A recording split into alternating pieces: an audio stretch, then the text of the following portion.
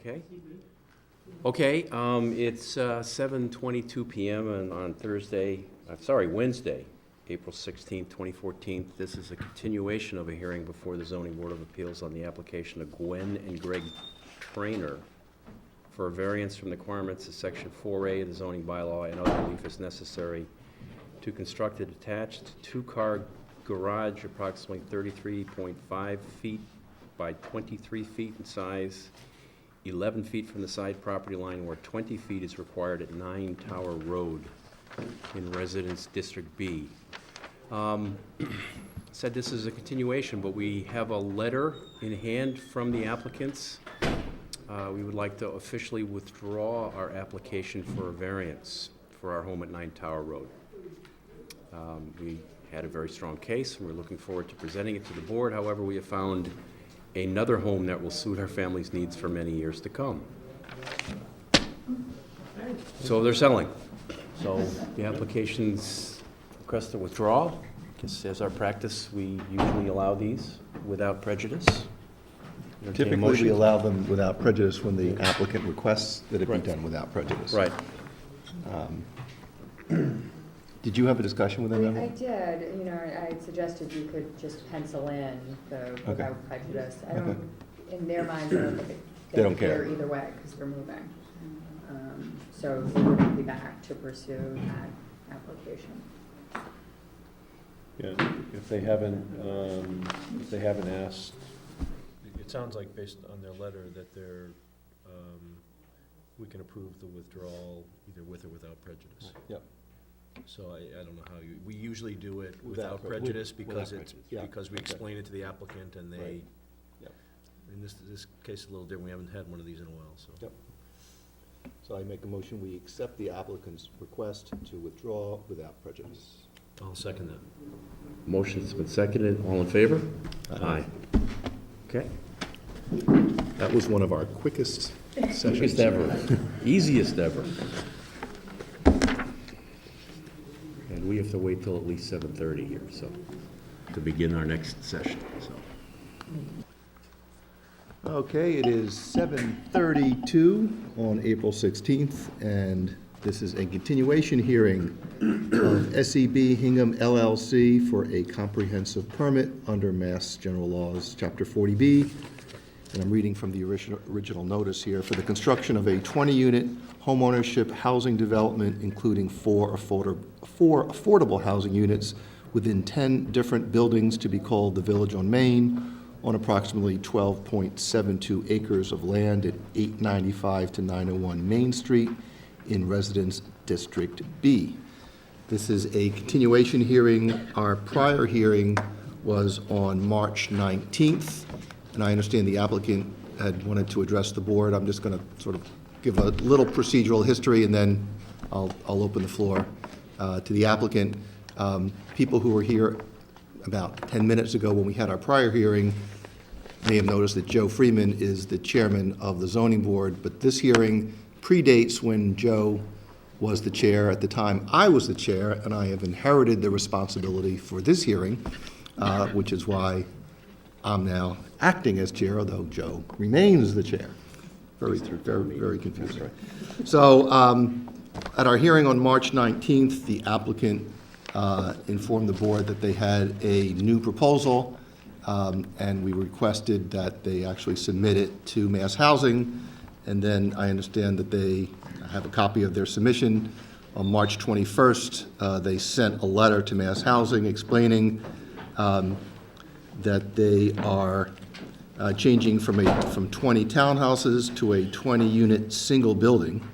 And in their letter to Mass Housing, they said if you find that the changes are not substantial and that we have good cause for not originally presenting the details to Mass Housing, the changes shall be permitted. We strongly believe that this is the case here. That was their letter on March 21st. Mass Housing responded on April 3rd, saying Mass Housing has determined that the proposed changes to the project would constitute a substantial change in accordance with the provisions of the regulations, given the proposed change in building type from single duplex and townhouse units to a single garden apartment style structure. In the interim, This board has looked at the new proposal. We've had experts engaged in looking at the new proposal, and at this point, we are looking for more details and further explanations from the applicant concerning that. So if you could let us know where you're at, and then I'll continue. Thank you, Mr. Chairman. Do you need me to speak into the microphone, or? Yes. Okay. And I appreciate your saying that. Just for the record, this is being recorded twice, once by Emily, the zoning administrator, for open meeting purposes, and second, by, it looks like, the person who's responsible for Hingham Public Television. Wonderful. Thank you, Mr. Chairman. For the record, Jeff Engler from SEB LLC and SEB Hingham LLC, the applicant. I'm here with my father, Robert Engler, from the same company, our legal counsel, Peter Freeman, as well as our civil engineer, Bill Buckley. Before we talk, I've actually, it's a little bit unorthodox, I understand. I've actually prepared something in writing I'll read from. I've only done it because my memory isn't very good, and I wanted to make sure I didn't forget anything. So if I can indulge the board to listen to me for a few minutes, I think after I'm done, it'll set the course of action from where we go from here. So first, I'd like to appreciate the opportunity to represent our proposal and our vision for the site. A lot's transpired since our last presentation. As you're all aware, we spent quite a bit of time and money reformulating a plan for this site. We did as much primarily because the town, to this point, in our estimation, most notably the Conservation Commission and the Board of Health, demonstrated an unwillingness to acknowledge 40B regulations, and thus were advising the ZBA to not grant waivers that were necessary to our plan. Therefore, we developed a new plan for which fewer waivers were necessary, once again primarily in response to direct and indirect feedback we've received throughout the public hearing process. We want to emphasize very clearly and strongly that either plan works, and both plans conform to 40B and DEP requirements. We have every confidence that our civil engineer has developed a plan which conforms to DEP standards required under 40B, and we maintain that both plans work. However, while we have not even presented our revised program as of yet, it has been brought to our attention through various channels that the town and the neighborhood is not supportive of the revised program despite the site planning benefits. And while we are not influenced by the Hingham Journal cartoon showing that we were blocking out the sun, while in fact we're further back from Main Street by 100 feet more than Town Hall is to Central, we recognize the general displeasure with the size of our proposed single building. Nevertheless, we remain interested in providing a plan that is palatable to the ZBA. As such, and after much internal deliberation, we are not going to even present our 20-unit building. We have received an amended site approval letter for that program, as you know, from Mass Housing, and while it remains a possibility, we would rather revisit the townhouse plan as that seems more palatable. We are now offering a final modification, which will be shown in more detail at the next hearing. We are proposing to eliminate another 2 market units by dropping the 2 front right duplexes and making them single units, thereby having no buildings in the way, which could lead to further disputes. Thus, the total density will now be 16 units, with the number of affordable units remaining unchanged at 4, which would represent 25% of the total units serving households at or below 80% of AMI, as 95% of all home ownership developments under 40B do. In the real estate world, a 20% reduction in density, particularly a project at an already modest density, is significant. Moreover, we have eliminated 4 market rate units, with the number of affordable units remaining unchanged from our original proposal. In sum, the overall density would be less than 4 units per buildable acre, which we believe would make it one of the least dense 40B developments ever approved in Hingham. In exchange for this additional reduction in density, we hope the ZBA will act favorably on the necessary waiver requests, as the housing program and site plan is very consistent with the previous submission. We are simply turning the two front duplexes into single units to avoid any debate who has rights over the way shown on the plan. Prior to the next hearing, we will have an updated site plan, grading plan, and utility plan. As you will be seeing and discussing it for the first time on May 7th, we would expect another hearing will be necessary. We will resubmit our waiver lists, which we believe will basically be unchanged from the previous version associated with the townhouse program. We do not believe additional peer review is warranted, as it is a less dense version of a plan that has already been reviewed. We might add that these modifications might seem like we are uncertain as developers what exactly we want to build here. We would like to emphasize that we've been continually reevaluating what type of development makes the most sense here, for us, for the site, and the community. If we had had a crystal ball, perhaps we would not have taken this step back to revisit everything and then return to where we were, but that has been at our risk and our cost, and we acknowledge that. We believe we have looked at enough options that we are fairly comfortable with their final proposal and for you to review it. So that's what I wanted to share. So I think it obviously probably sets a different context for the discussion tonight than what you had anticipated. But that's, I don't know if any of you are poker players, but basically our chips are on the table and we're all in with that plan regardless of what happens. We're not making any more changes. We believe strongly in it. We pay our civil engineer a lot of money to tell us whether or not this plan conforms or not, and it does. We've been very frustrated by the Board of Health and other groups in town that seem unwilling to acknowledge and understand that. And we could go on making a million changes and drag this out, and we don't think the zoning board wants that, and we certainly don't want that. We think we've made a significant effort. We've reduced the density. The affordable units are the same. We recognize we don't have a plan to show you tonight. It's not a huge change from what it was. It's a less dense version.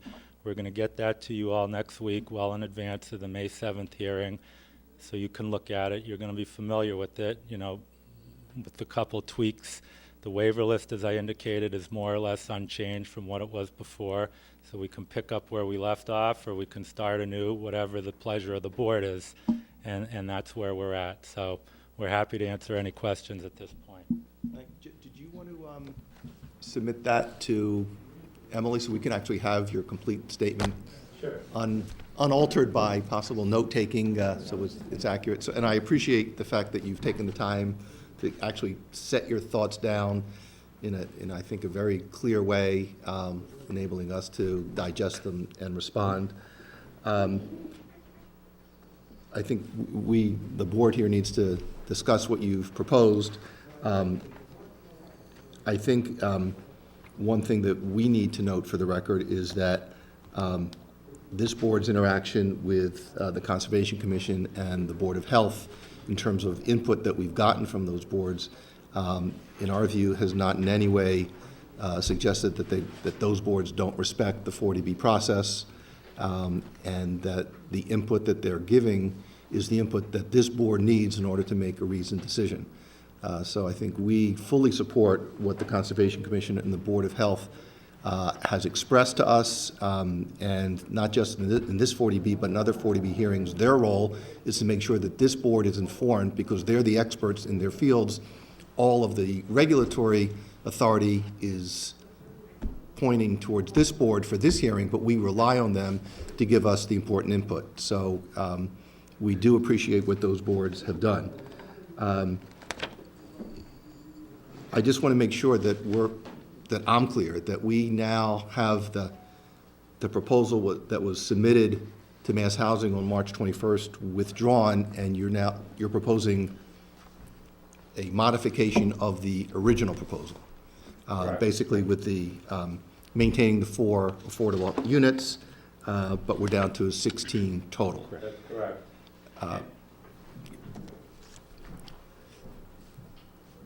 That's correct. And with all due respect, I certainly appreciate the interaction and the collaboration with the various boards. The reason we did the whole plan, and with all due respect to the Board of Health, and I brought copies of the letter that we submitted a couple months ago, it's clear to us that they're not choosing to understand or they're ignoring the regulations. I mean, and with all due respect, I'm a developer. I don't fully understand the regulations, but I pay somebody that does. And the feedback we've gotten from the Board of Health is clear to us that they don't understand the regulations. I apologize if that's coming across as blunt or whatnot, but it's been our observation.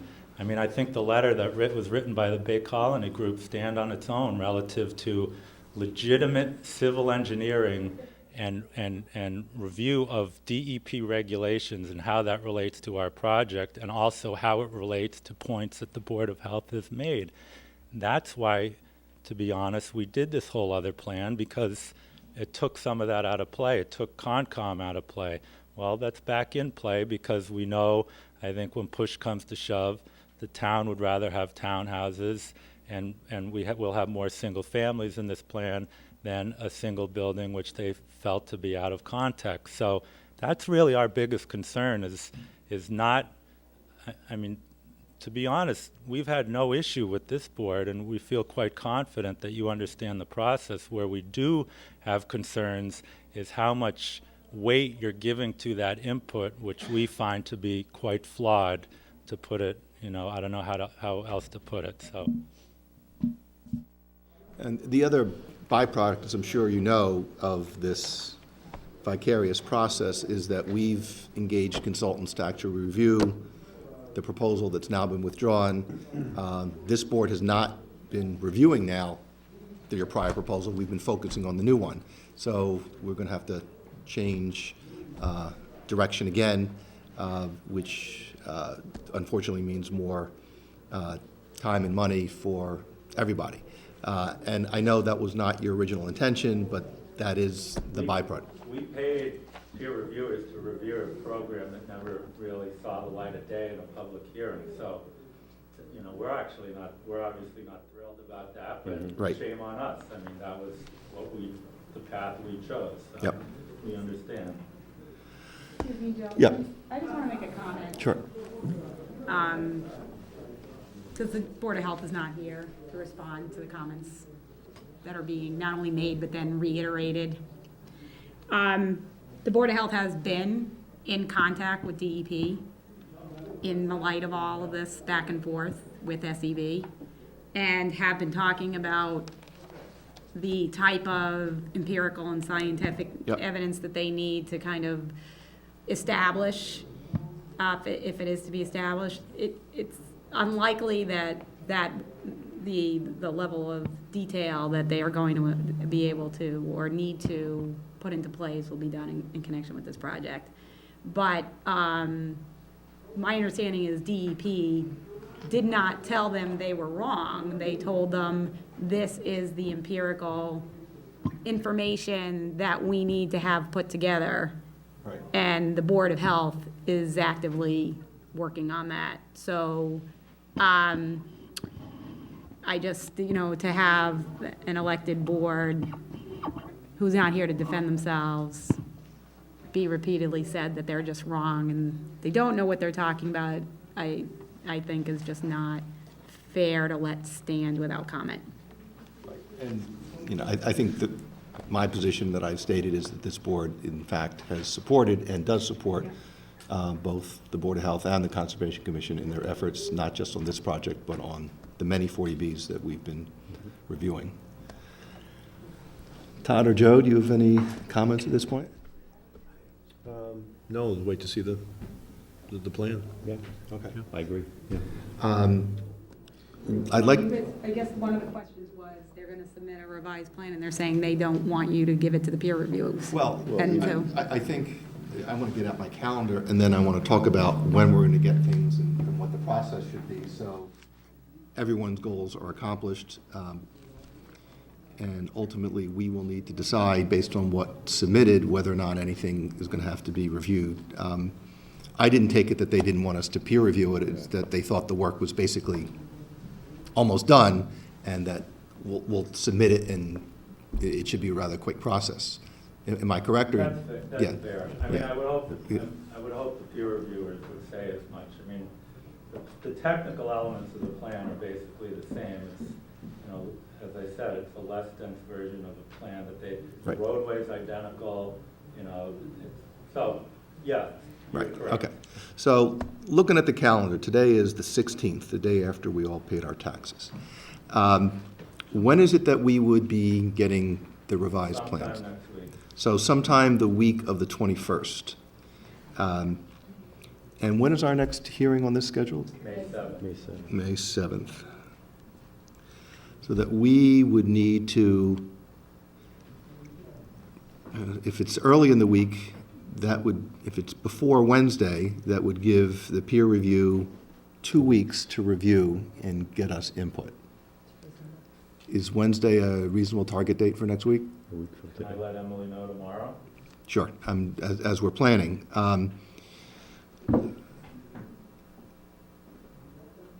And I know next week, I think, is the school vacation week. I don't know to the extent our peer review folks are affected by that. Not anymore. Okay, okay. I do want to respect family schedules. So by May 7th, we should have the opportunity to have those plans reviewed. Does that include the waiver list, I'll resubmit it. I mean, honestly, Is- the waiver list is gonna be identical to the one that we spent a good amount of time discussing. okay, because that's, from my perspective, a key issue, a key document that this board is I mean, going to be I- reviewing. Right. I can resubmit that this week, but it's, If it hasn't changed, Yeah. terrific, but I I'll appreciate you resubmit going through it anyway, just to make yeah. sure that you're Right. comfortable that these are the waivers. sure. And one of the issues that we had on the waivers before, my recollection is that some items listed there were there, and you really didn't need the waivers, they were there as a cautionary matter. This board is not likely to grant waivers that are not needed. So if you could just limit the list to those that really are needed, that would be helpful. And if it turns out that more are needed, less are needed, terrific, but let's just make sure we're looking at the right list. And then, what, do we have a subsequent hearing scheduled for We don't for this? have the agreed upon date to close the hearing, but now it seems we'll be extending it at least one more. Yeah. So we'll need one more hearing. I guess what we need to do is, after we do the review, look at the waiver list. We will need to respond to that waiver list based on the review.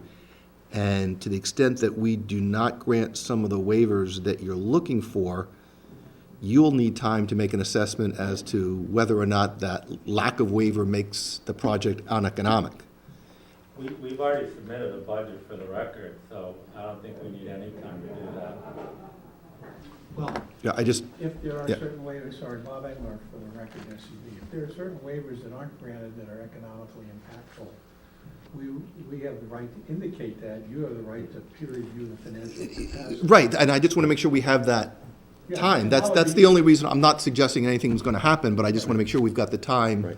if We would those have to things do give you happen. the time, if you said, you're saying it's uneconomic, we need to review that, we can't sit here and say, we're not giving you the time to look at it, so obviously that Okay. will come. Okay, If that comes up, that Right. will delay the process. okay.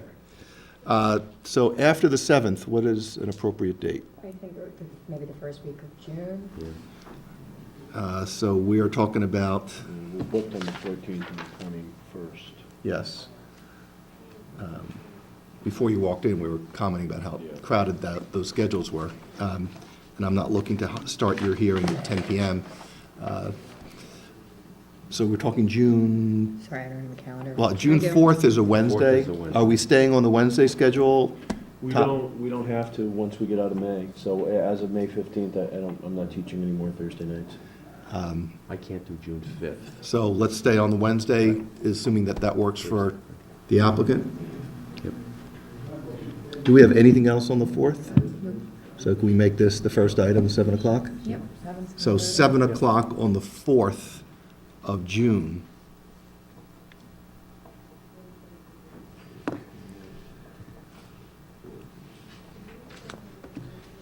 Assuming that we wrap up there, what would be the time we need to render a decision? 40 days, 40 days from, June 4th. okay. I've got a board meeting from 4 to 6 that day On the 4th. on the 4th. Do you think we could start at 7:30, and then if we needed to squeeze something in that maybe I wouldn't have to be at, we could have an associate member come Yeah. in and do a 7 to Yeah, 7:30? sure. 7:30. Great.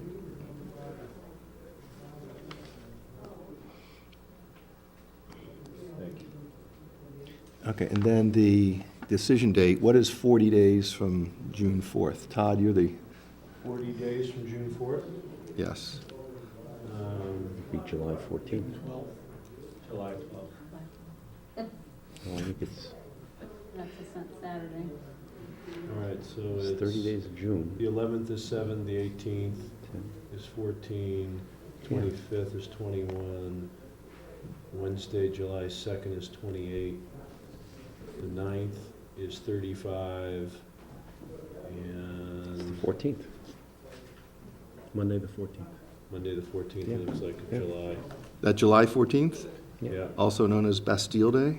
yeah, so that's 40 days. Okay, so that would be the date for decision. That's the outside date. Do you always take 40 days to let you? But I'm, in terms of the, hopefully not, but in terms of the deadlines that we need to adhere to, I just want to make sure that we all know what they are. And I'm not looking to generate extra time for you, for us, for any of the experts, so we will move as needed, but, so that would be the outside date. Susan, any other procedural issues you think we need to address at this point? No. You actually have one other point. I just have one other procedural issue. This change now, going back to the original, is it your intention, or maybe you've already notified Mass Housing that that's the direction you're going? We have not, but Okay. as the letter indicates, they're basically like, let us know when you get final, when you Right. do it, as Right. final approval. But there's a specific sentence in the letter that says this does not preclude you from going back. You got it, Right. exactly, So that's, we asked for that, to We agree. clarify that we can do that, right. and that any other change, like taking out 2 units, would be dealt with by them at final approval. They Right. won't need to write another letter. Right. The reason I ask is that to the extent that we were going back, that you were going to pursue the original proposal, there was some additional procedural steps that we were going to take just to make sure that the town was not waiving its rights. We're now not going to take those steps because we're not going with the new proposal, we're going back to a modified old proposal. So it would be my intention that we communicate to Mass Housing where we're at so that they know, to the extent that they were looking for us, for example, to make certain requests about reviews, we're not going to be making that. So I would ask town council, with the assistance of the zoning administrator, to prepare such a letter to Mass Housing that I will review. Anything else from the board before I open it up to public comment? No. Is there anyone from the public who, oh, I'm sorry, you did want to, I apologize, yes. I'll raise it.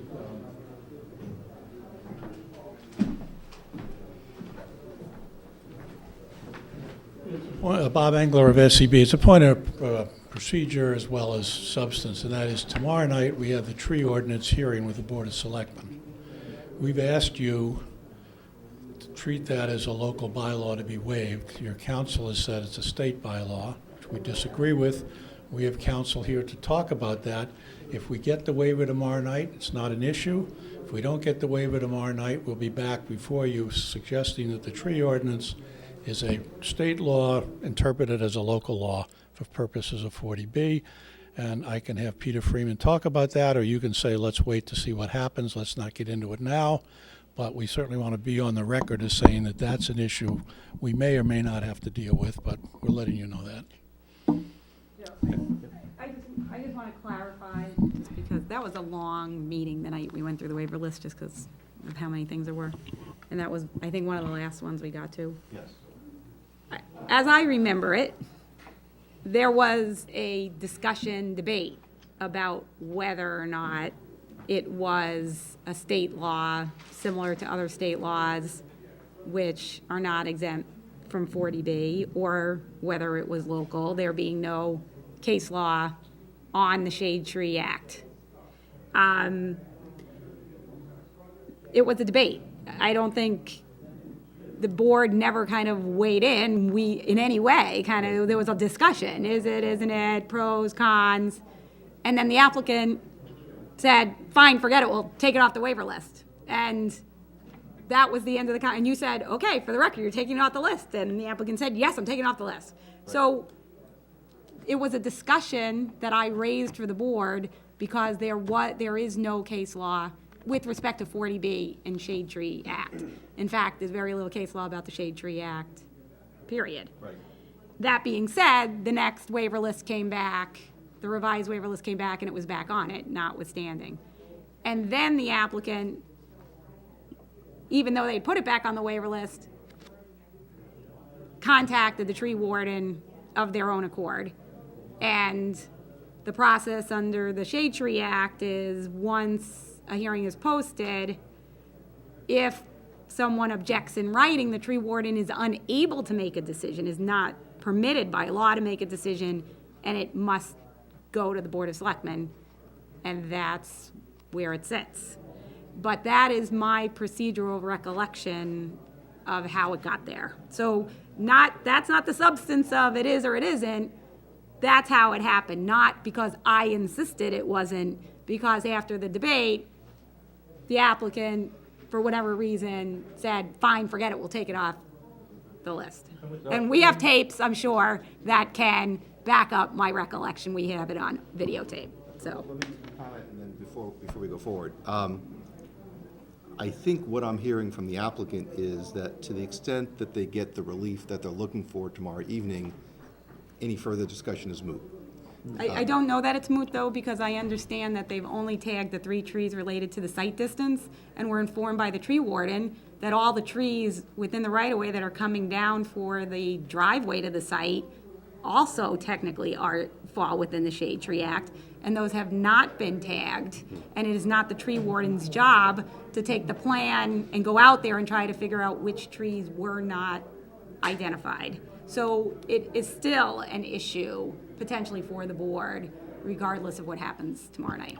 Okay, but at least with respect to what's scheduled to happen tomorrow night, if they get the relief they're looking Right. for On those 3 trees. on those trees, it's not an issue. And in fact, tomorrow night, I'm assuming, I'm not going to be there, haven't even seen anything posted, that there may be a discussion of exactly what is before that board and what is necessary to be before the board, and a decision will be made or not, and then I think we can deal with it at that point.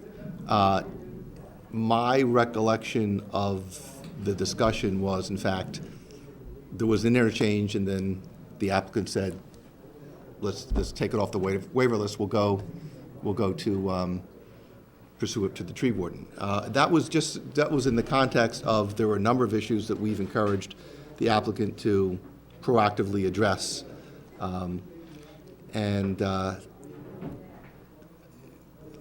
If you'd like to respond, you certainly can. Yes, I would, because we don't have the same understanding that Susan represented or you just did at all. We would not be going through this back and forth with the tree warden and the selectmen if it weren't for her determination that this is a state law that you can't waive. That's putting us through all these hoops, not because we voluntarily withdrew it. We're going through this because if you're not going to grant it, we better deal with the other avenue that's out there. So we disagree totally with her comments, and I don't know whether she's going to back it up or not. The point being, we've made all these efforts. Peter Freeman and we, and in fact her lawyer who works in her office, has said the same thing we're saying. It's a local bylaw. He's applying to Newton for a waiver from the shade tree ordinance as a local bylaw. We believe that he's correct, we're correct, you have the right to waive that. Your traffic consultant has indicated that that should come down, and we're in support of that. And if you're not going to grant us that, we're going to have to appeal that. So hopefully the Board of Selectmen will take that away. She's mentioning all these other trees. We have heard nothing about any of that from the tree warden. Where this information comes from, without us as the applicant talking about it, is behooves me to find out why we're not privy to any of this other information. I don't think we need any trees. The driveway is going basically where the driveway is now. I mean, we'll revisit it. I'll talk to my site planner tomorrow, but Yeah, I mean, I think that makes the most sense. And I'm not looking to have a debate this evening about what the scope of tomorrow night's hearing is going to be. Quite frankly, I really don't want to say anything about it because I've got no knowledge about it. And I would encourage you to let us know, hopefully well prior to the next meeting, what the outcome of that was, so that then we'll be prepared to deal with it. Yeah. But Joe, Yeah. again, clarification of what I just said 2 minutes ago, Yeah. which is the tree warden said there may be additional trees that are coming down because of the driveway. It's not his job to go out and tag them, so it may not be resolved one way or another if there are more trees. So the tree warden did not say there are more trees. Right. As I noted, he said it's not his job, it's the applicant's job to identify them if there are more trees. Right. So I would just appreciate if what my statements are at this hearing and other hearings are reflected accurately, but luckily we're on TV, so. Right, so they We will be have a record. accurately reflected in the minutes. Yep. And it will be up to the applicant to identify which trees are at issue and to make sure that they get the appropriate approvals. And I think they are aware that that's their responsibility. Anything else? Okay, now, are there members of the public who have comments or questions? Now is your opportunity. You will also have opportunities at the subsequent hearings. Okay, seeing no hearing, seeing no one wanting to speak, I think I would, Susan, do we need it in writing, or can we just do a vote on these hearings? For the extension beyond May 7th, you're gonna need it in writing, Okay, because I think we're up against the deadline, yeah. right, so what we'll be looking for is a letter, what time is the hearing on May 7th with them? 7:30. The June 4th was 7:30, May 7th is also, okay, so a letter confirming May 7th hearing at 7:30, another hearing June 4th, also at 7:30. you're already authorized. For- Correct, May okay, 7th. I just thought we'd Yes. have one letter that sets it out, whatever you prefer, and then finally, an outside date of the decision of July 14th. Okay, with that, I would accept a motion to continue the hearing to May 7th at 7:30. So moved. All in favor? Aye. We are continued. Thank you. See you then. Thank you, and we look forward to receiving your material next week. For the record. Okay, it's 9 PM on Wednesday, April 16th. This is a continuation of a hearing before the Zoning Board of Appeals on the application of Back River Condominium Trust and Back River Land LLC as petitioners for a special permit A2 modification under Section 4E with site plan review to be done by the Planning Board, which has been finished, under Section IG and II of the zoning bylaw, and such other relief as necessary to modify details of the approved plan for the Back River Townhouse development at 224 Beale Street, located in Residence E. It's a long list of these. The petitioners also request a waiver of Section IC, Paragraph 2 of the zoning bylaw to allow more than 85% of the occupancy permits within the development to issue before all details of the approved plan are fully completed. Just a few notes, or a few things, a few statements. We are recording this tonight. We normally record here but we are also recording for cable television tonight. So when we get to the public comment portion of the board, and for anyone who speaks tonight, please remember to state your name and address for the record, and we ask that you use the microphone that's up in front so we can make sure we get that for the viewing audience at home, such as they are. So I guess we've made some progress on this. The planning board has met and has issued their site plan approval. We have a copy of that. It's in our record. And any modifications that we make, we incorporate their conditions into our modifications. So we'll get to that.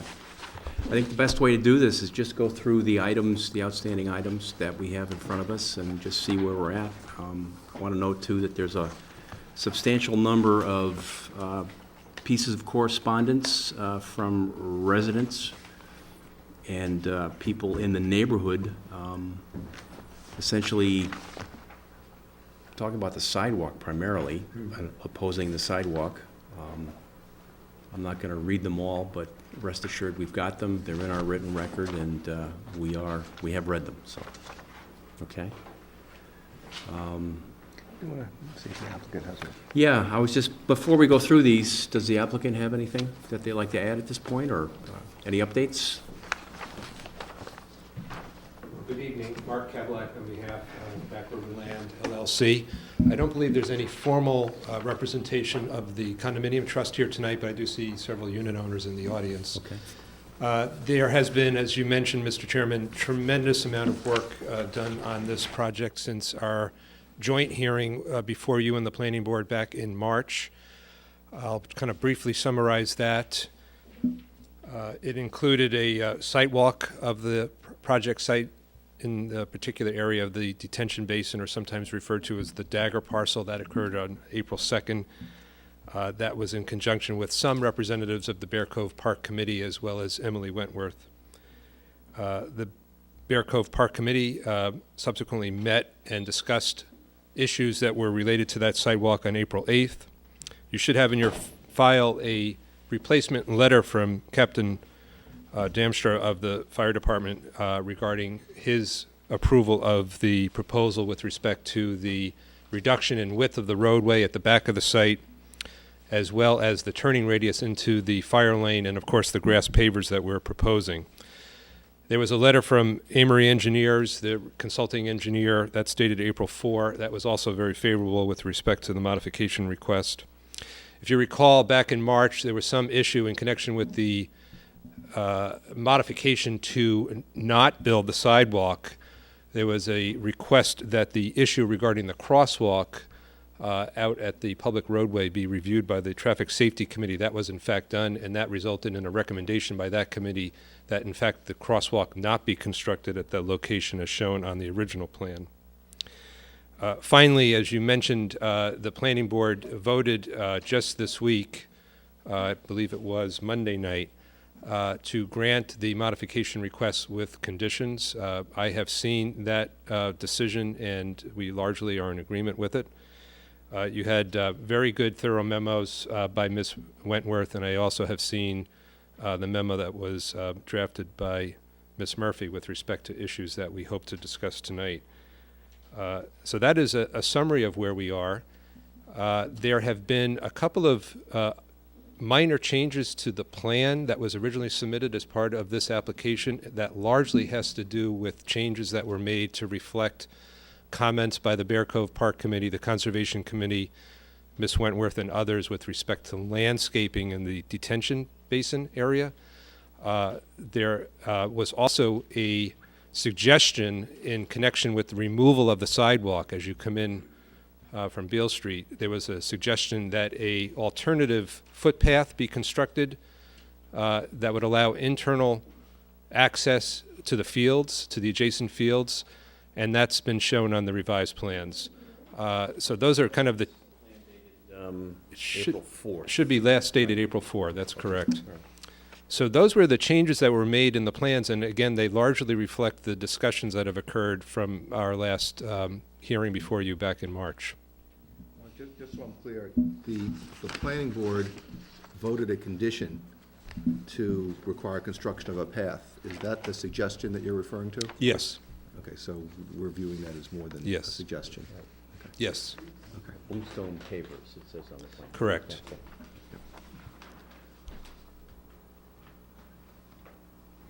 Okay, And that concludes my summary and update. okay, okay. And of course, I think as we get into discussion about the staff memos that were written to the board, we can comment on that on a as-needed basis. Okay. Well, I guess we're going to go with the order that we have it in the staff memo here from Emily. We'll start that way. We will be asking for any comments or any input from the public, so rest assured we'll do that. First item here is regards the fire lane at the rear. You're kind of, you jumped ahead, because you're just going to the bold parts. Well, okay, I all would right. start on page 2. Talk about the sidewalk then. Yeah, so the site, just, I think it's probably worth what Emily noted, that you might just want to confirm, kind of look at the, wait, what is, how do you,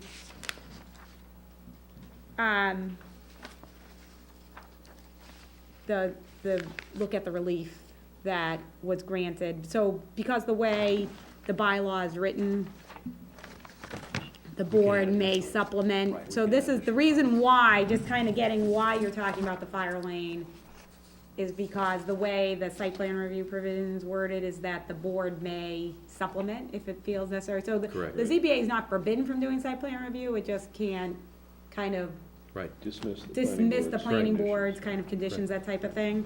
Correct. So, you know, the first thing was, you know, did you want to or not walk through the modification notes on the site plan? Yeah, that was at the top of page 3 of We can do Emily's that. memo. We can do that. Several ways that we can do it, but we could do that easily, so if that's, if for an agreement? Okay, that's fine. all right. So, first note A is the removal of the slope granite curbing and replacement with the Cape Cod berm. And remove 5-foot wide sidewalk in reference to proposed 8-foot wide crosswalk, which is the sidewalk throughout, crosswalk across Beale Street. Right. And that was married with A1, so Right. on the modification. Correct. And in place of the sidewalk, that 60-foot long pedestrian walkway. 65 or 65 yeah. feet long. Yeah, and just, because I was at That's the right. planning board meeting as well, so the only concern that was raised by planning board members was, to the extent it's required by law to be accessible, handicap accessible, they just wanted to make sure it was designed that way. You know, they didn't know whether the way it was gonna be constructed, like bluestone, would satisfy that, so they decided to look to the building commissioner for accessibility requirements. And, you know, basically allow him to make that determination. Have you looked at that issue? Not in detail. My opinion tonight is that the condominium private property is not a public accommodation and probably does not need to be accessible as a public accommodation would, but I haven't fully looked at that issue. Because I would expect that this board would, when it adopts its conditions, leave it up to the building commissioner to decide that accessibility issue. Yeah, and that's basically how the planning board left it Right, last right. night. Okay, all right.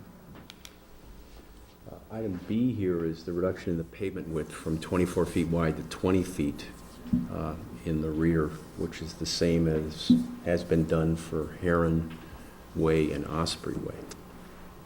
And that is this item at the end of Back River Road, towards the new,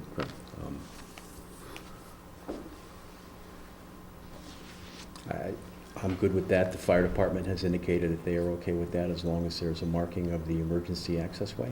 That's in the next one, but they are okay. That's in the with back, Yeah. right, correct, but they are okay with that, so I don't have a problem with that one, right? Yeah, Either do I, on that Okay. back stretch, yeah.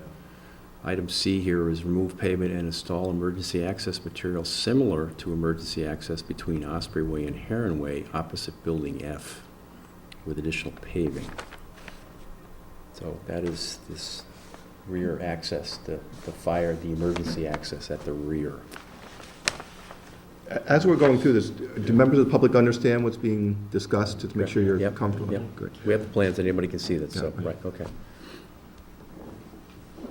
I'm good with that one. Yeah, Yeah, we're fine with absolutely, that. C1, which is related here, the emergency access radius from Back River Road, revised in accordance with the fire department correspondence dated March 25th, 2014. And I guess this is a plan reference SK3, Back River Road, fire access, Back River Road, Hingham, Mass. What happened prepared by was, Merrill. what happened is there was the original version of this plan. Correct. Then there was a different plan that showed this, Yes. and the boards asked them to consolidate it into Right. one Correct. plan. Yeah. Yeah. Which makes sense to me, so Yeah. we're good Yeah. with that. And item D is just the additional paving at the very far end of Back River Road, just past the turnout into the emergency access. Okay with that? So that is one change that Yeah. you had granted some relief on the buffer requirements. Right. In the original decision, you may need to reaffirm that. Correct. To the extent that this is Okay, going further all into, right. What, how far back is that paving going? almost to the property line, foot or two back, Right. couple of feet back. So, is that consistent with the setback requirements of zoning? So, no, so there's a 50-foot buffer requirement where Right. it's supposed to be landscaped, that had been waived for the emergency access Mhm. lanes. Right. On, the side of the property between Herring and Osprey, as well as Mhm. this one. Right, I think it may be reasonable, since this, now the emergency access area is at least in part gonna read as if it's grass, right, though it will still serve the function right. as, an access way, to replace that pavement over with modification. If you have the original permit, it's on page 4. Which date are we talking about? This is the February one, this is the original. Which year? 2006. So it was filed with the town clerk on February 1, 2006. Yeah, I got that. On page 4, decision 2, Yeah. To- Is the granted variance? Too many clips.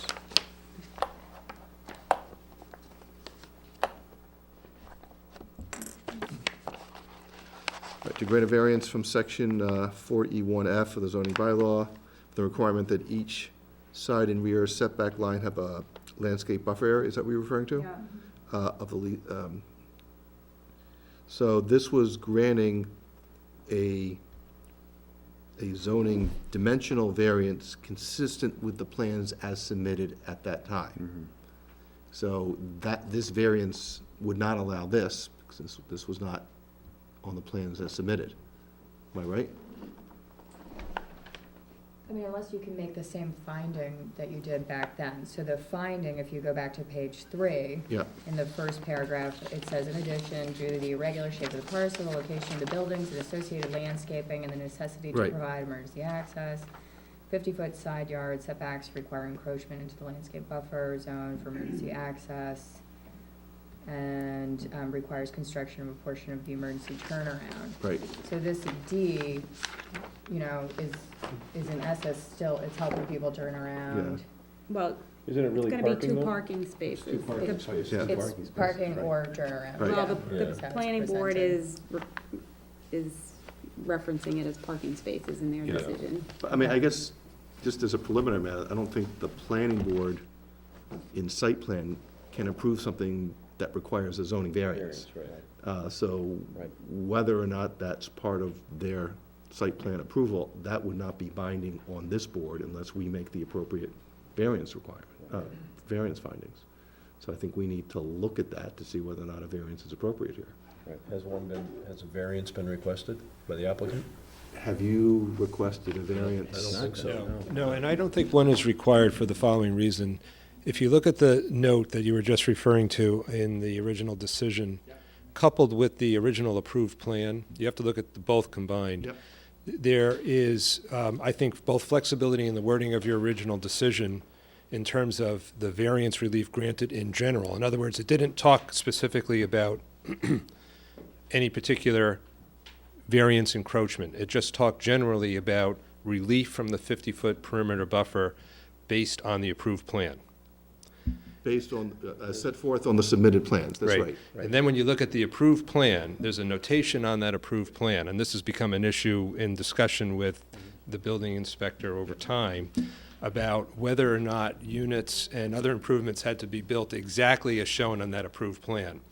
And as part of that discussion, we in fact submitted to this board and the planning board a composite plan that shows current as-built conditions Yeah. as compared to the 2005, I think it was, approved plan. there's a notation on that approved plan that actually says that the development can be modified in certain instances from the footprint shown on the approved plan. So I think if you look at both things Right. combined, the general nature in which the easement, not the easement, the variance was granted in the original decision, plus that notation on the plan, I think there's flexibility in terms of plan modifications that would allow this board to approve that parking area for the 2 spaces without having to reapply for variance relief. But there's also a rationale that it was for emergency access, right? Well, except for to the extent that the buildings on the side, not on the rear Yeah. yard, but on the side are also within that 50-foot setback. So the relief was granted for more than emergency access. Yeah, I mean, the entire Oh. boundary was supposed to be 50 feet. Right. And on sides, it's only 20. Okay. I think, just as a policy matter for this board, I don't think we would approve a variance that would be subject to further additional incursions by the applicant if they change their plans. To the extent that you're talking about modifications of the submitted plans in ways that don't further intrude into the setbacks, I think that's fine. But you're talking about further intrusions in the setback, that would not be encompassed by the variances that we would have granted, not just in this project, but for any project. So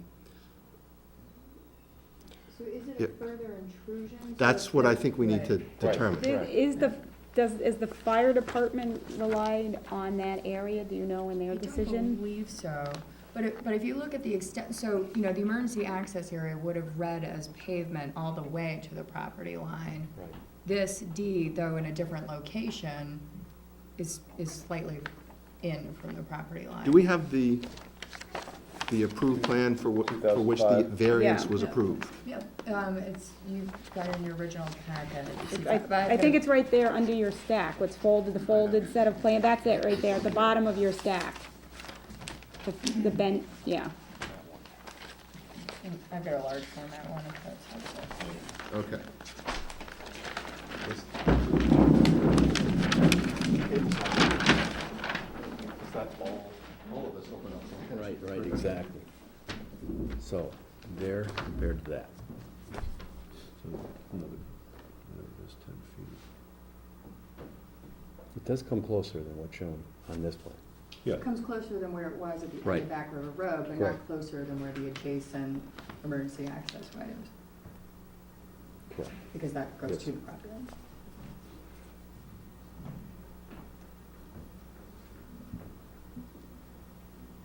And not necessarily so much closer than some of these others, you know, on other property lines.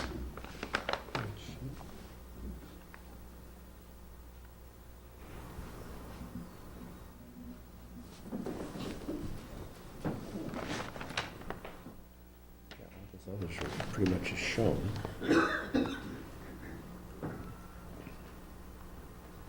and that's a driveway right there, right? Right, exactly.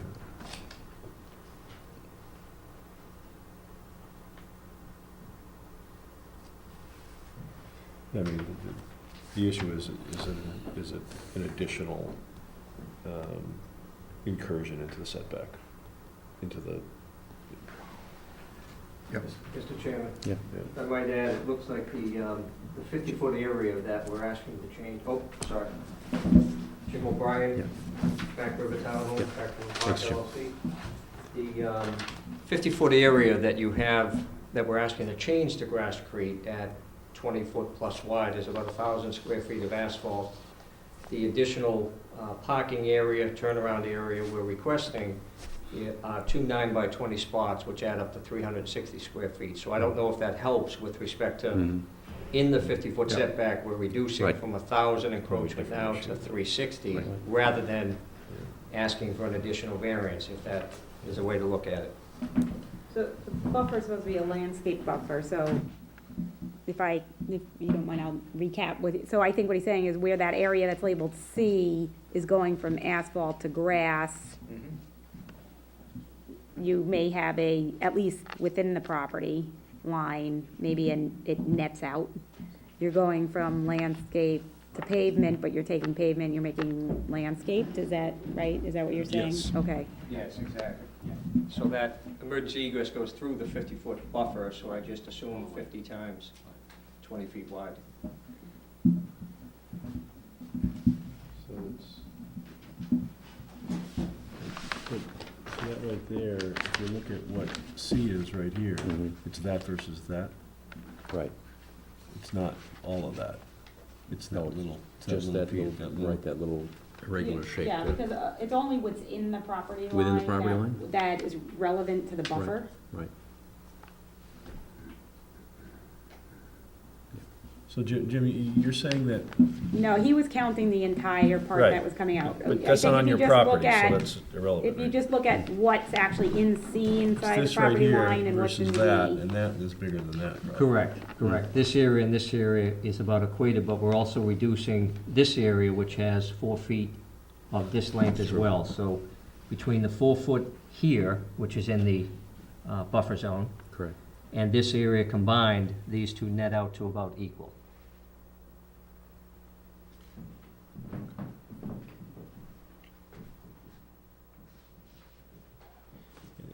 And this shaded area represents what on the plan?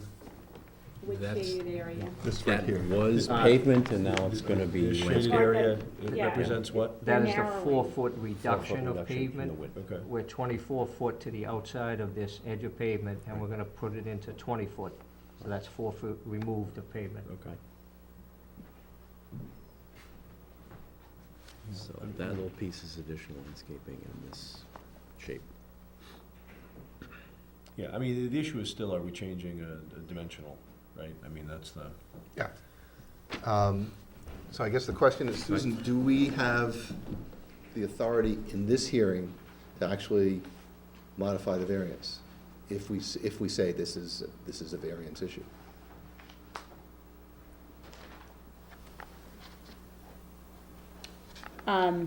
Emily's just pointing to the original, the language at the end of the original decision. Thank you, Emily. Yeah, the last page, it says, due to the complexities of this project, including the terms and conditions imposed on the applicant under the development agreement, to the extent that the applicant determines in the development of the project that additional relief is required, or that modifications to the plans as submitted and approved are required, applicant may submit the same to the zoning board of appeals agent for determination as to whether the requested relief or modification is not material. In the event that the board makes such a determination, then the zoning board of appeals may Agent. grant such relief. Agent. Yeah, if you determine that, so the board makes the determination, and then the agent can grant the relief. I mean, the zoning board, when they issued this, was looking at a materialities. I guess the question becomes if an intrusion was permitted, and it's just, if it, say this is, I'll make the assumption that it's kind of equal, and is the moving it from C to D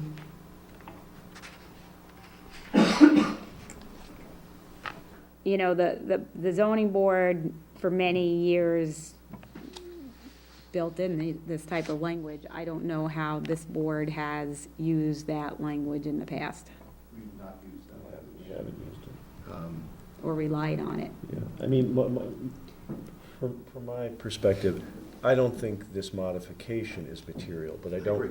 don't know that that's the issue. Correct. I'm with Yeah, yep, You know, unfortunately, I so- agree, yeah. May I just comment on this? Yeah. It's kind of a further comment on what I said before about reading both the variance language itself in the initial decision as well as the note on the plan. I think the determination that we're asking you to make is not whether a modification of the variance is necessary. What we're asking is a modification to the plan, right? That's distinction number one. Okay, well, distinction number two is, I think for this board to decide whether or not that passes your test for this decision as written, is whether the modification to the plan is within the spirit of the plan as presented to the board back in 2005.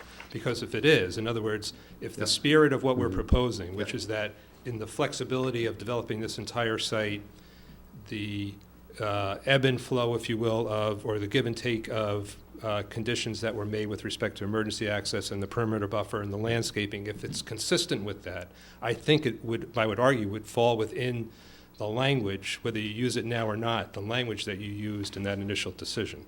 If you can't make that determination, in other words, this change is beyond the spirit of the plan as originally approved, then I think your hesitation about whether this falls within the confines of the current application request is correct.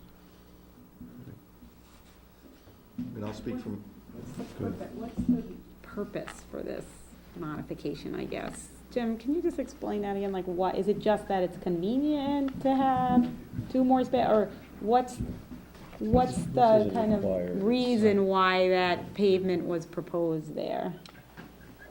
I think it has to do with both turnaround and parking, because there is congestion, obviously, on any site like this of multifamily, and the most important thing was to change the landscaping by reducing the pavement, to add more landscaping along the buildings, and the grasscrete is more in keeping with the park-like transition to Bear Cove Park property. So it really was that the flow of this layout we've proposed is more in keeping with the end of Back River and the transition to a park property. Those two spaces, Jim, they can't be both a turnaround area and parking spaces. Well, we're assuming they're parking spaces for visitors or when convenient, but they can be used as turnaround when vacant.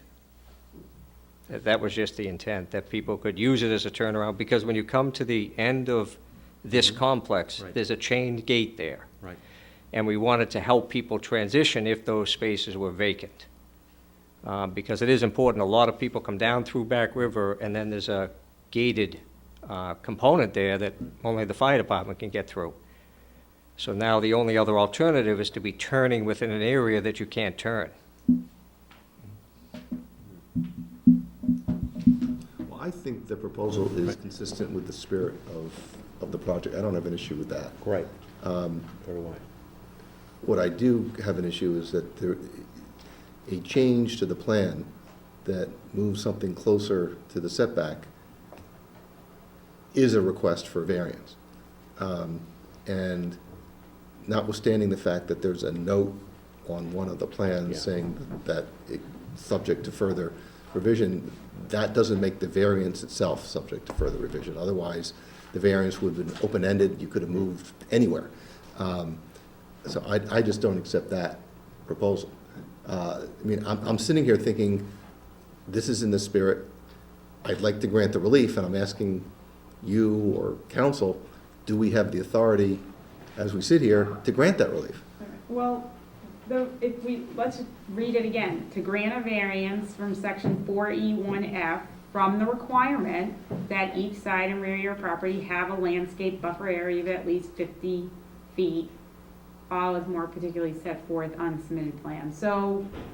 That's what was approved. Right, so right, it's right. once, it begins reading as a blanket variance of all the setback requirements. I mean, but then you have the language, all is more particularly set forth on the submitted plans, which is not the clearest language, so the question is, do you read that as, that's the extent of the variance? That's how I read it. That's how I read it. That's how I read that. I mean, I think that's a natural reading, and if the Yeah, plans right. themselves note that there may be further changes, that says, well, fine, as long as there's no additional movement that requires additional variance. Right, and then it goes on, Not all it says. changes would require. Right, exactly. Right. So it says, any use of the setback area is de minimis, and the emergency turnaround in the rear setback will not be noticeable or infringe on the use of surrounding properties. So, I don't know, the use of the area of D as the turnaround was not on the original plan. The applicant's now saying that is part of what they feel is necessary or helpful in connection with turnaround. That's all the language that's in that provision. I mean, I guess it's up to the board whether you think there's enough in there to justify, the evolution of a plan once a project's kind of developed and how it's going to operate. Does it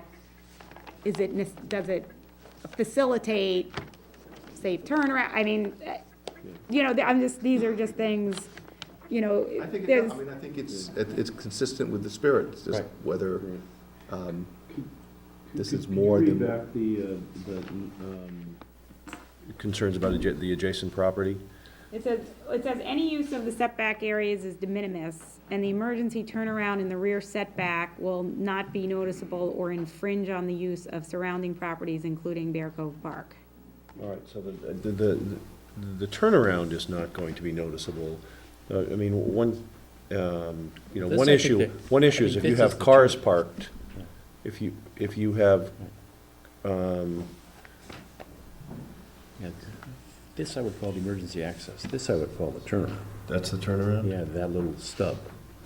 It's just a Okay. shorter version of what they're showing on the. Right, and on so, the so north side. to the extent you can't park there, right, then you're not going to have, I mean, the issue is if you you're facilitating parked cars right next to the park. Right.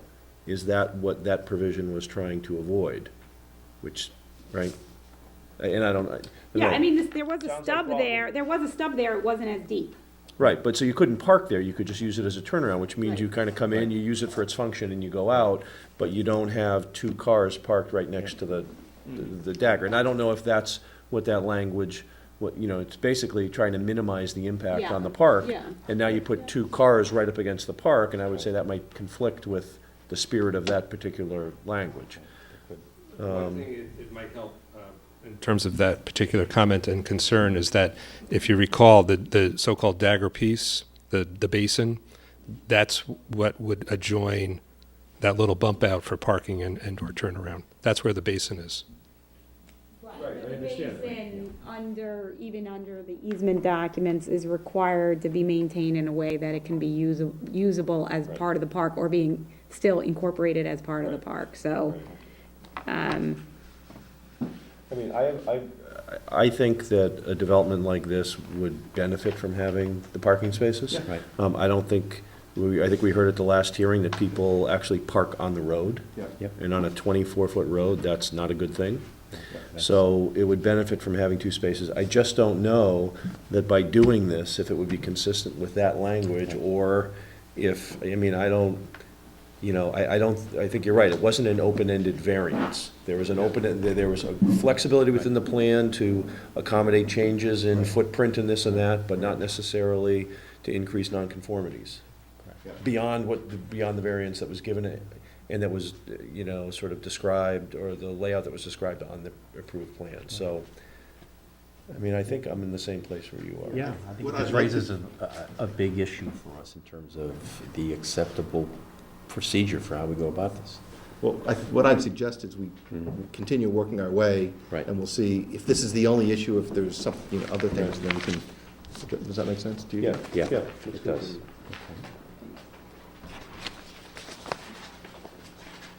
So those are the notes on the modified plan. Yeah, it's stated again. I don't know if it It's matters. stated again? in the Yeah, original so the plan? variance is also granted again in ruling 5 to grant a variance from section 41F of the zoning bylaw from the requirement that each side and rear yard line have a landscape buffer area of at least 50 feet. But again, all is more particularly set forth in the submitted Yeah, I don't know plan. why they granted it twice. Mhm. Is variance so nice? But then Granted it but twice. then they reference the plan, Yeah, they referenced Right. it, yeah. which shows the extent of the incursion, right? Yeah. Yeah, But- so I don't know. And in our practice, when we have variance requests, we will say up to within 20 feet, Right. as more particularly set forth in the plans.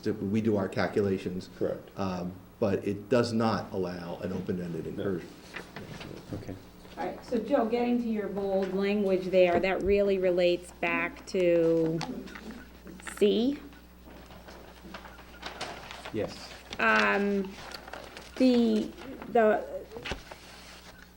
The planning board, although it was in the testimony that the fire department pursuant to the letter, et cetera, they did not discuss the conditions set forth in, yes, the fire department supported it, but subject to certain conditions.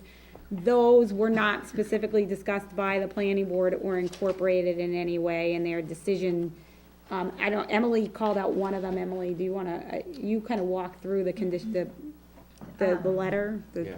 Yeah, this is just, about the specification for the material that they're proposing. To the extent that we don't actually have that referenced on the plan, it may be worthwhile to reinforce what the fire department stated in their review comments. They'd also required that the fire lane be delineated with fencing or landscaping, but have since reviewed the landscaping plan and determined that the trees shown would be adequate. Okay. So, but do we have that landscaping shown on the plans? Okay. Yeah, but Emily, are you saying you want a legend on the plan saying that this stuff is geogrid cellular paving I think you system? can include a Put it in- condition in your Okay. decision. Okay. Can I just make one comment on this particular point? Yes. The captain asked, I think the specific language is what is bolded in Emily's memo, and he refers to it as a grass pave fire lane. That's actually not a technical term, and so we would just caution you to either refer to our spec, which is the GeoGrid cellular paving system, or similar, or if you're uncomfortable with that, it will be similar to the grass pavers that we've already installed on the site that the captain has already approved. Is that something about language? Oh, GeoGrid cellular paving system. Okay, so that's that issue. Enforcement is the next issue. The relief from section 1-C, paragraph 2. This is kind of where my memo jumped in, because part of, so the language in that one, which if you go to my memo, which I gave to Emily to use for her memo, kind of sets forth, just in case, so, pulled it out of the bylaw. But basically, it's once, you can't get more than 85% of your COs until you demonstrate completion of site work type of things, right? And you have to provide a report and plans to the building commissioner, who then presents them to the Board of Appeals, saying, yeah, we did everything we're supposed to do. So, whereas this is under the enforcement section of the bylaw, what happened is when, and Emily, you can kind of correct me if I'm misstating, but I'll just summarize.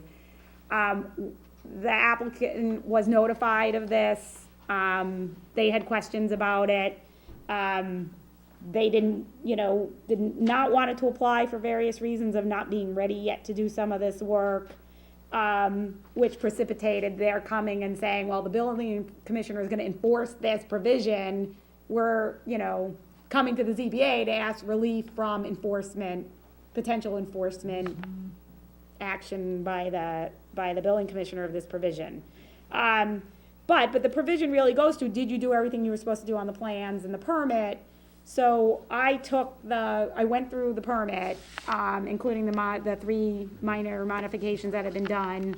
Previously, there was really nothing substantial in the modification, so it's really the original permit. Yep. Right. And so what's on page 2, a little bit onto page 3, is kind of a survey of where are we. A lot of this legwork had actually been done by Emily and Mike Clancy originally.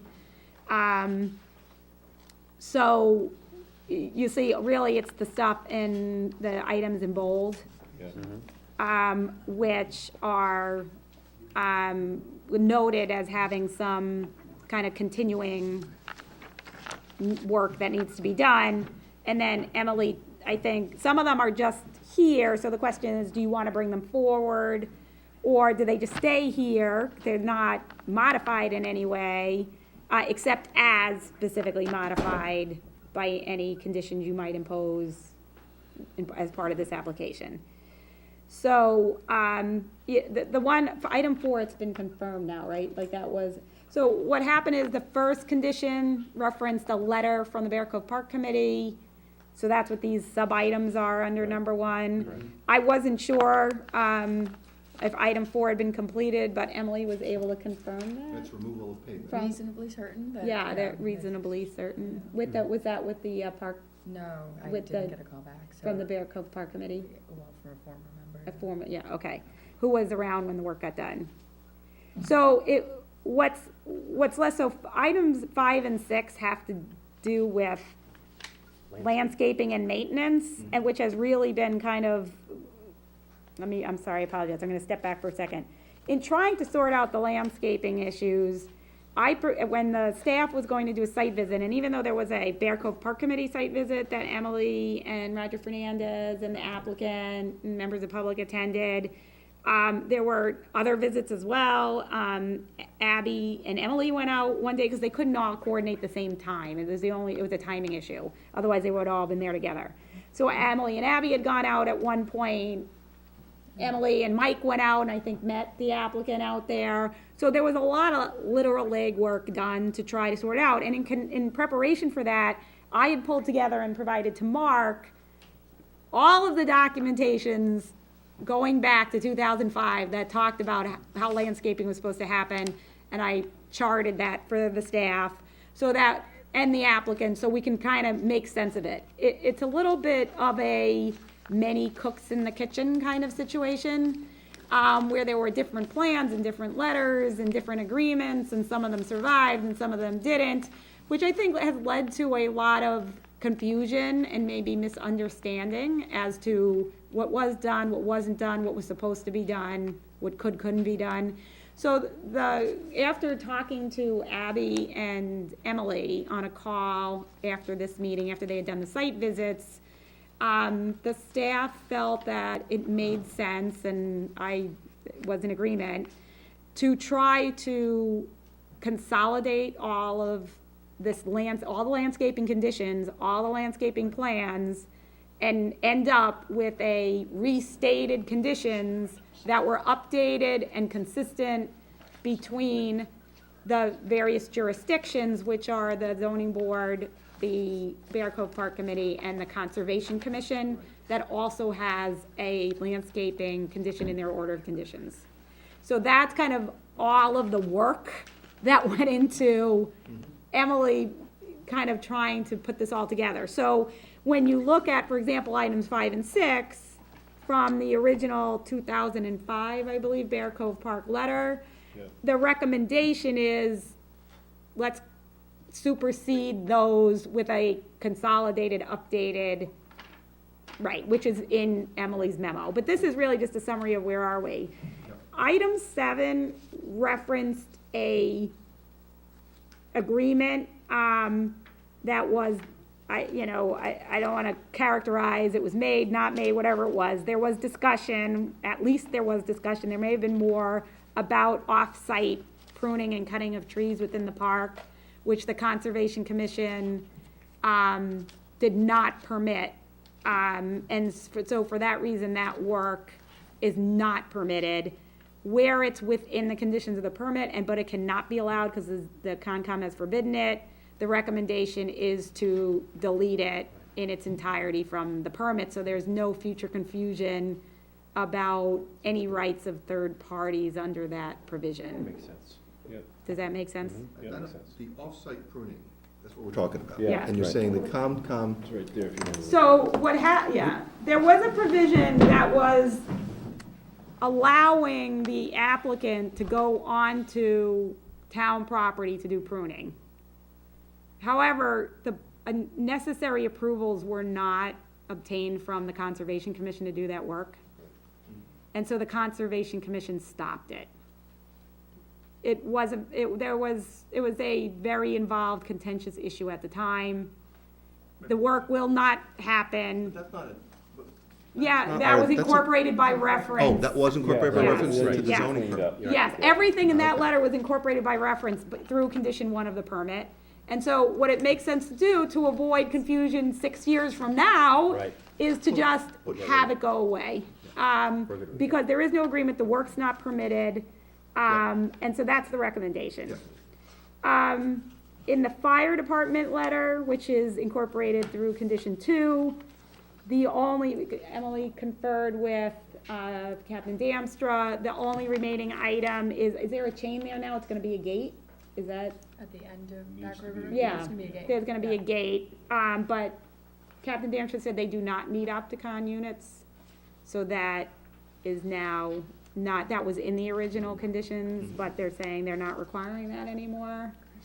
And then there's some things that are just like the delivery of the as-built plans has to happen, and then conditions related to, for example, snow removal, affordable units remaining in perpetuity, et cetera. Those are just forever conditions.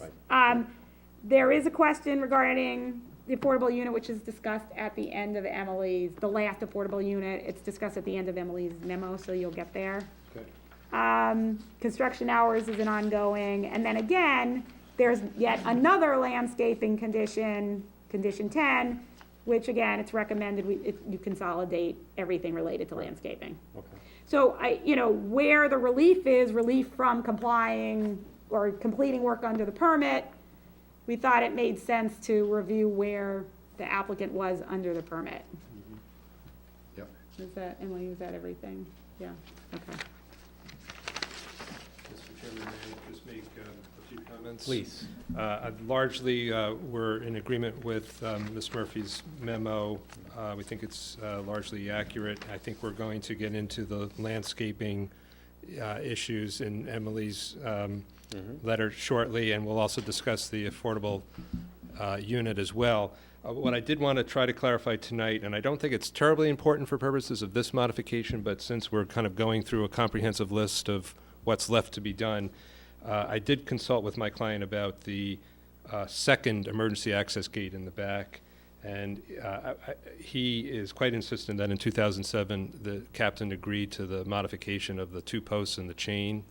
So what I would say is that if that is somehow becomes embroiled in an issue for this particular modification, that any decision that you make is subject to some type of reconciliation process with the captain. And this is something that happened probably, I think, in 2007, according to my client. So it would date back 5 or 6 years. Right, your applicant submitted a plan dated April 4th, 2014 that shows gate. I think it's 2 posts and a chain. Well, that's not what the plan says. It says gate. Well, it says, if I might, existing gate. What's existing there now are the 2 posts, a fire department lock, and a chain. The representation was, the surveyor is showing that's where the location of the existing control is, the existing gate. But part of this is you're coming in asking for relief, and the fire department is giving you relief on the paving, but they're also saying that they want a gate. Well, see, my point is I'm not quite sure that that's entirely accurate, and so what I would just caution you about is that if whether a chain or a gate or something else is required there, that any decision that you make, if you feel that that must be brought into the modification request, be subject to further consideration or reconciliation with the captain. Well, I mean, what I would suggest is, right now, it's a condition of the permit. Right. So if it's going to be changed, either the board would have to agree to modify this to say installation of a second gate or such other, whatever, gate, whatever, satisfactory to the fire department, or at some point in the future, they're gonna have to come back and say, and ask for a modification of that condition, because it is a condition, and we don't want any open conditions that there's a question, should it be, shouldn't it be? Well, I put the fire chief on the hot seat on this. We're not gonna do something more similar than just set it up for some argument or Right. dispute. Okay. That's not a good way to do it. Yeah, and I don't think it is an argument from what my client tells me. So what I would prefer to do is not deal with this as part of this modification request and deal with it later as part of the 85% or, we hope, 92% completion analysis. But that is the analysis we're doing right now. Yeah. And that, Because even, I'm sorry, go. yeah, my understanding is you were going through the list of open items because the 85% requirement kicks in, saying all those open items have to be done. Right. And we needed to know what they are. So if we're going to be looking at the 85% versus some higher percentage, we need to know what it is that has been fully completed and what has yet to be completed. And if that list is itself imprecise, subject to further discussions, I'm not going to be comfortable adjusting the percentage. No, I don't think that's correct. What we're asking you to do is to move the threshold to a higher level. We're not asking you tonight to determine what's been approved, what's been improved, and what's left to be done. We, as a function of kind of coming kind of coming to you and to the planning board, have used this occasion to kind of dust off the file, get Ms. Wentworth and Ms. Dunham up to speed because they weren't around here in 2005, and kind of collectively say, okay, we're nearing the end of this project. This is kind of a pre-85% completion analysis. So I would say to you, on issues that we're still kind of scratching our head about and saying, well, there was an agreement in 2007, according to my client, as to this particular point, that we don't get bogged down with that discussion tonight because it's not necessary. We will be back in front of you in the summer for what we hope is a 92% completion analysis, and we can deal with the problem then. They do have to come back, because once they get to 92%, they have to give the report to Mike. Mike has to deliver it to you, and then you have to say, bless it. So they will be back. I mean, whether, Right, you know. I guess the reason I think it's relevant now is that the bylaw requirement is, as you know, if, once you reach the 85%, all details of the approved development plan shall have to be fully completed. Right. And we do not have, let me say this, there's nothing inherent in the bylaw that allows us to vary that 85%. What we're going to be doing is basically saying, for purposes of the 85%, these are the things that have been completed, and we deem that sufficient. If you cross up to, if you want to go higher to this 92%, additional items will have to be completed. So we need to know what's completed in order to make this percentage assessment. We're not just going to say, we're not sure what's completed, but we're willing to change 85 to a higher percentage. Because the justification for moving that percentage is going to be our belief that, in fact, the key stuff has been completed. If it's open-ended as to what that universe of items that need to be done should be, I'm not comfortable changing the percentage. Yeah. I don't, may I just comment on that? Yeah. I don't disagree with that rationale.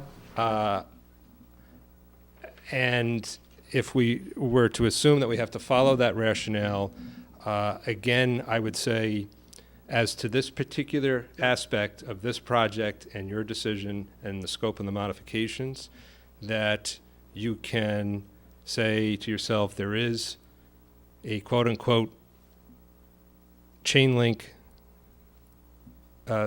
fence, not fence, but a chain link, a chain, sorry, Okay. I'm struggling here, I at 5 to apologize, 10. laid out. Right. There's a chain there. It's serving the purpose of obstructing access across the fire lane. It has a lock. The fire department has the key to that lock. Right. It's been serving that purpose for 7 years. So whether or not that does need to be changed in order to get to 100% level of site improvements, we can deal with that at a later time. Well, why can't we deal with it right now? If we have a dispute with the fire chief over something, I'd like to get it ironed out right now. There's no reason to wait. And I don't know why all of a sudden we're coming up with something out of the blue where I talked to my client today and he's got a disagreement with the fire chief. I don't think it is a disagreement, is what we're saying. I think if we had both my client and the captain in here to discuss this issue and what was agreed to in 2007, there would be no It disagreement. seems like there's a subsequent agreement to the special permit that's not reflected in our record, That's correct. Yeah. is the bottom Okay. line. I Basically, will do say what- that, not what do we that, need? not that this should change how you come out, but, these did come out late in the day, so, that's a little bit of a timing, which, I take responsibility for, because it did not come out early enough for anyone to have that conversation with Dave Damstra, so. Well, can I also just read the condition in because maybe this is moot. So, Mr. Hastings agrees to install 2 gates in the emergency fire lane on the north side of the project, 1 at each end. The first will be an automatic gate operated by Opticon, and the second will be a gate to be approved by the fire department. Is this the second one? Yeah. So- Mr. Chairman, if I could, let me just, there were discussions with the fire department in 2007 when the chain went in, and the owner actually supplied the fire department with 3 Opticom systems separately, which you don't have the opportunity to have in your record. And that's why we also had a concern about the look of the gate entering the park, as opposed to the bright yellow one that's up by the ball field. So we're in discussion with the fire department with respect to the style of gate, and we did already provide 3 Opticom systems to them for use in other locations, because they said it wasn't necessary at this particular gate. So that's why we're hoping just to have language that might allow agreement, not an argument, that the fire department is satisfied we can meet that criteria. I don't understand why we can't give that right now. What is the language that what page you want? It's the back side of the Bear Cove, Park Committee 2005 letter, Oh, I think, am I? So page 6 is the sign, is where the last page of the conditions, so it's technically the 8th page of the decision. okay, so I've got. But the existing condition you just read said it's subject to the fire department's approval of the second gate. We're hoping just to keep that for that purpose, that we want to have. Why would one we discussion change with that? it. Yeah, and I mean, Right, like I but- said, I summarized, so. Right, but it sounds like there's a disagreement. So what I'd like to do is just understand where the fire chief is on this, Well- rather than granting relief without understanding that. That's what I'm saying. I'm not asking for relief. I'm saying that I think this is just a matter of perhaps word choice. I don't think there's a disagreement with the captain. I don't think we can settle it tonight because the issue came up late. We don't have the captain in the room. According to what my client has told me and what Jim just kind of summarized, there was a modification, if you will, in the field, a field change between my client and the captain in terms of the style of the gate / chain link that was put in and the presentation of 3 Opticons instead of 2 to the fire department. Does the fire chief or the captain disagree that there was such a modification in the field? I don't think so, but I think we can, Yeah, Emily went over all the letters with Mark. She did not ask him this specific question, and he didn't raise it, but she said, for example, it says, the fire lanes have to be posted. He's like, oh yeah, everything's posted, everything. Like, so, the thing is, nobody asked that question, and he didn't say, oh, and we're still waiting for another gate. So, I think what they're saying, like I said, there's a timing issue here. I think what they're saying is plausible. The question for the board is, when you say, is what's completed to date sufficient to give you the relief? That's the question you have to answer, because if you do nothing, this condition sits at as it is, you guys aren't gonna forget between now and 3 months from now or 2 months from now, and when you're asked to bless this so Mike can issue another certificate of occupancy, you're gonna say, you've had 2 months, what does Dave Damster say about this? I don't know that we're talking about something very material. If you were saying that's it, he's getting his last C of O and he's gone, I would think it would be a more significant question. I'm just wondering if at this point in time, where Emily and I did not even ask the question and my comment came in late, I don't know that it's fair to assume there's a disagreement. But if you're concerned too, you don't have to grant any relief on this one. So we can just simply say this has to be done before you hit the 85%, and whatever is done needs to be to the satisfaction of the fire department. Right, I'm fine with that. So, I'm fine with that. all right, so you just don't grant relief on this one? Yeah, it sounds like it's been But done I in the didn't, fire I department, so understand we that you're just asking need for that relief for document. this. We're not. I just wanted to make the Right. clarification. But if there's No, any's needed. this is for the purpose of the exercise of, are you comfortable with where they are today? And We got that. that was it, okay. Right. I apologize that if, in my summarizing, it was too rough of a summary, and it Okay, raised I an was issue. thinking that they were seeking Right. relief from that as opposed to. Yeah. Right. Being willing to live with the condition as currently drafted. So just going back down through your list, then, I guess, Susan, the as-built plans, that's something that we deal with at the end, snow removal. Do we need to talk about the affordable units and the final That's at unit, the the end conditions? of Emily's memo, Yeah. And then landscaping. yeah. So why don't we deal with the affordable issue, because I think that's a little bit, Well, Sure. we put that at the very end of Emily's memo, so there's all the landscaping stuff first. So we were on page 4 of Emily's memo. Mhm. I'm looking Um, for that one. and I think, Okay. you know, now we're on the more specific detailed issues like the AB. And additional issues should be C, it just doesn't have a letter. So, you're on page 4 now. Yeah. So the site layout of the stormwater system, we've got a review that says the changes will not have a noticeable impact on the performance of the stormwater system. I think that's sufficient for us, so. Yep. I think we have to spend any more time on that. B, drainage basin and landscaping? So I gave you, I've already given you kind of the summary of all the legwork that was done. Right. And this is kind of what it talks about, the site visits and all of that. Yes. And so then if you start getting to the line that starts with the word attended, so that's where we confirmed. Yeah. So that's Mhm. the findings the staff made. Where's she? Where does it say It's attended? the 1, 2, 3, 4, 5th line from the bottom of page 4. Oh, The got it, sentence that okay, start, we got it. confirm. Right.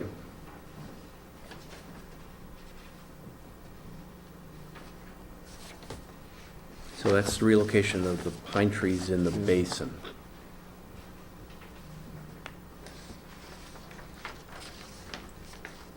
Which is this plan here. Susan, or I guess Emily, in your memo, it says that What date's the? we confirm the majority of the planting shown on the approved landscape plan has been installed. Looks like Are you 4. talking the overwhelming majority or like Yeah, barely if- half? If you flip to the second page of this This plan set? plan set, Yeah. it shows what's remaining Yeah. of the landscape plan. So everything outside of, you know, kind of this cluster around the emergency access area, after basin. Right. It's more or less been complete. I mean, we'll look for the asphalt, to just kind of verify that for us, but from our on-site inspection, it seemed as if the majority had them. So you kind of have to look at this old plan, the Orwood plan, which is part of your approved plan set. Yeah. You kind of have to look at them together. And is that what, Abby's recommending for the Concom, that these be? That these two be merged? Well, so we had asked that, and what we received was the original Orwig plan as marked up Okay. and revised on 4/14. And, you know, the conservation officer feels that that's sufficient for now. She'll recommend approval to the Conservation Commission to fulfill Okay. one of their conditions of their order. And then we'll all look for the as-built plan. So Just to clarify something, because this was Confusing to me too, and I went over it several times with Jim today. The Merrill plan, which is the engineered plan, which is what Susan's pointing at now, in fact shows the notations on the marked up Orwig plan. Right. The purpose of the Orwig plan is still in effect because as Abby looks at this and others look at it, they wanted to compare the changes from the approved landscape plan. Mhm. And so both plans are working kind of hand in hand, but they're in effect identical in terms of what's being proposed tonight as part of reconciling all of the landscape conditions from all of the different boards and approvals from 2005 till tonight. Is that a fair summary? Okay. And there is this additional note E on this sheet, which references all that. The question I had is, on the marked Orwood plan, those trees, there's 4 trees circled. And there's 4 trees shown, but there's only 2 arrows, so I'm just concerned. After everything, the amount of time that I spent trying to reconcile, Mhm. my interest for the town is that 5 years from now, someone's gonna open this up and it's gonna make sense. So I guess I don't understand why there's only 2 arrows instead of 4 arrows. For us, I don't, you know, granted, we're familiar with it because we Yeah. reviewed it recently, but, you know, the one that would rule would be the Orwig plan. This is really just referenced as the plantings remaining. That is all plantings required originally some Right. completed, installed already, some remaining. This Merrill plan just shows the ones remaining as Right. modified. And Susan, I do note that it does say over here on the right-hand side in this box that there would be 4 red cedar trees. I think Oh. you got it covered. Yeah, Oh, okay, Yeah. yeah, I guess it's just a little bit right. confusing, but, yeah, when you read it all together, I guess it Yeah. makes sense, Right. right? Good. I mean, the only thing with this red markup is they have this like 1, 2, 3, but then they don't like draw, I mean, you know what I'm saying? It's- Right. You still have to figure out what 1, 2, and 3 refer to. I Yeah. just, Well, maybe, we should have it cleared up so that it's unambiguous. I mean, I just want someone who has no clue Yep, and picks this up to Right. be able to know what it says, because I spent too much time trying to sort out what's there today. And I don't want, especially for anything that is over the property line, we need to solidify, I think that's the primary thing that has to get solidified for going So if we forward. just add 1, 2, and 3 to the Forward appropriate plan. locations, I think it's going from left to right. so who prepared this? I did. Yeah, Okay, so you So, wanna Jim, show, which you wanna one's show us where one? 1, 2, and 3 are? we might say 1, 2, 3. Proposed street trees, so this is 1. Yeah, Relocate 1 upright evergreen for screening behind new pavement, which is right there. This Where's is the 2. relocation, where's number 2? Which is 2? Which Okay. 2? This one, this plant was shown here, we're relocating to this location Yeah, right what's being here. okay, relocated good. where? See, then I That's didn't all get it is, to. just here to here. All right. And then number 3 is eliminate 3 upright evergreens and relocate them here to a species that Abby from Conservation recommended. So this is 3. Would you like 3 to be at the relocated point? Relocated Oh. point. Okay. Yeah. And just for clarification for the board, the difficulty was that this original plan was hand-drawn.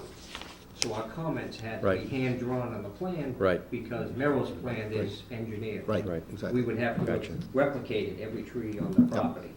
Gotcha. And we did have a site walk with Mike Clancy already to show him the extent of the Oh, good. landscaping. Okay. And along the perimeter, we have 3 times the landscaping that was shown on the plan and required, to give you a level of comfort, because you're trying to determine what's been accomplished. Right. All right, so here's what I want you to, should we have a revision, since you just made a revision to the plan? Should we have a Sure. revision with your, Sure. Make it official. Because here's the deal, my concern with, even though I appreciate the purpose of this, of showing what's new, if you don't have it in context, you don't want someone saying, oh yeah, this plant's that one right there, like, no, that one's this, you know what I mean? That's what's going on out there right now. No, it's not the same one, they're counting the same one 7 times.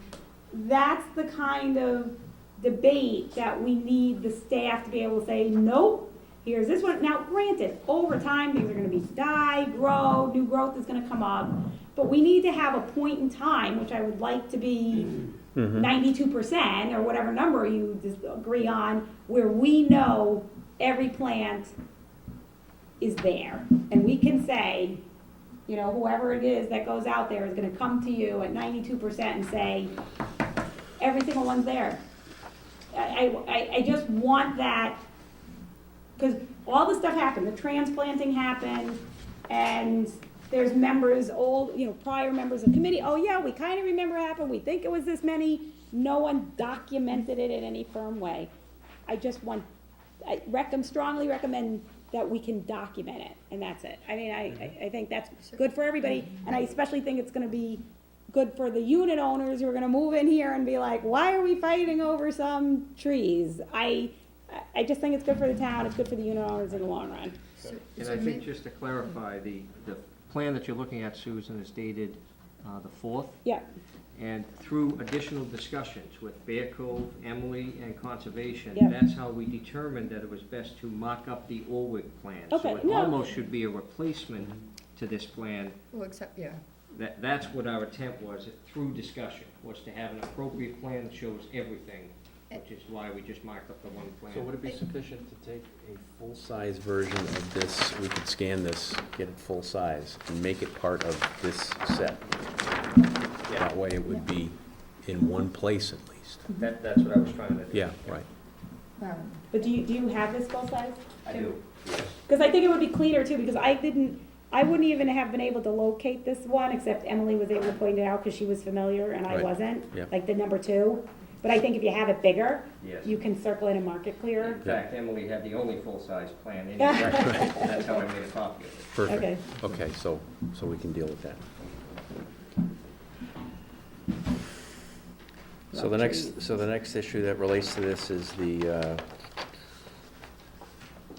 Bear Cove Park Committee and the potential notification process for any maintenance Yeah, so required in the drainage easement area or along the property line. we have some proposed conditions, maybe So we can these just are the- launch into those and Right, we'll okay, we'll so get that's to what the these are for, discussion. right. Okay, so Emily and I kind of worked on these. I put some skeleton language together because I didn't have the detail that she had of having been on the ground and had all the discussions with Abby. Sure, okay. So conceptually, it was to take condition 1, which incorporated all the Bear Cove Park Committee Yep. memo, and condition 10, which was the generic one, and amend them. So A says 5 and 6 are getting replaced by this new condition, whatever would be numbered in your permit, and 7 is gone altogether. Right. As had been discussed in my memo. Right. And then condition 10, which was a generic landscape provision, is replaced in its entirety by these more specific provisions. So that's kind of where I stuck in all my legal Correct. speak. And then we got to C, and this is where kind of how These two. how the plans get defined, I think is important. And there is, so C is referring to the Orwig plan with the modified by the notes, with the red notes. Yeah, can we make that say dated December 6th, 2005? Oh, yeah, there's a date missing. Yeah. Do you want to require a full-size submittal of the plan? Yeah, I think we can do that, a full-size scan of this included with this modification. We can have like a landscape plan set. Right, okay.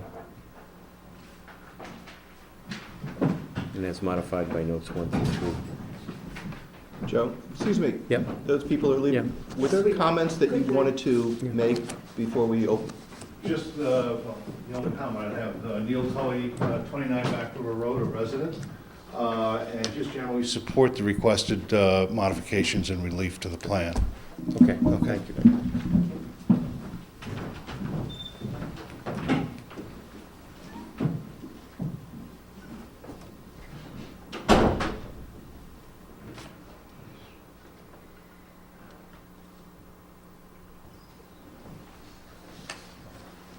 So is it complete, I guess, so the question is, the applicant shall complete, so is it complete or no? No, I mean, I don't think we'll say that until we see the as-built plan, right? Oh, okay, yep. Talking about C?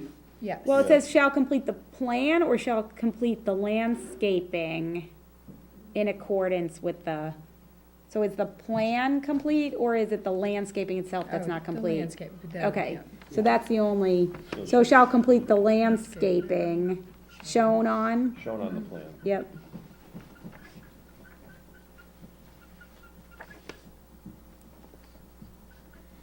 Shown on the original approved plan set, et cetera, et cetera. Right, as Okay, modified, okay. so there's a watering, Wait, no, Provision right, here. no, so Oh, that was sorry. C. Yeah. So that was saying you're gonna do Yeah. the Orwig plan as with these notes, and then a full-size submittal, right?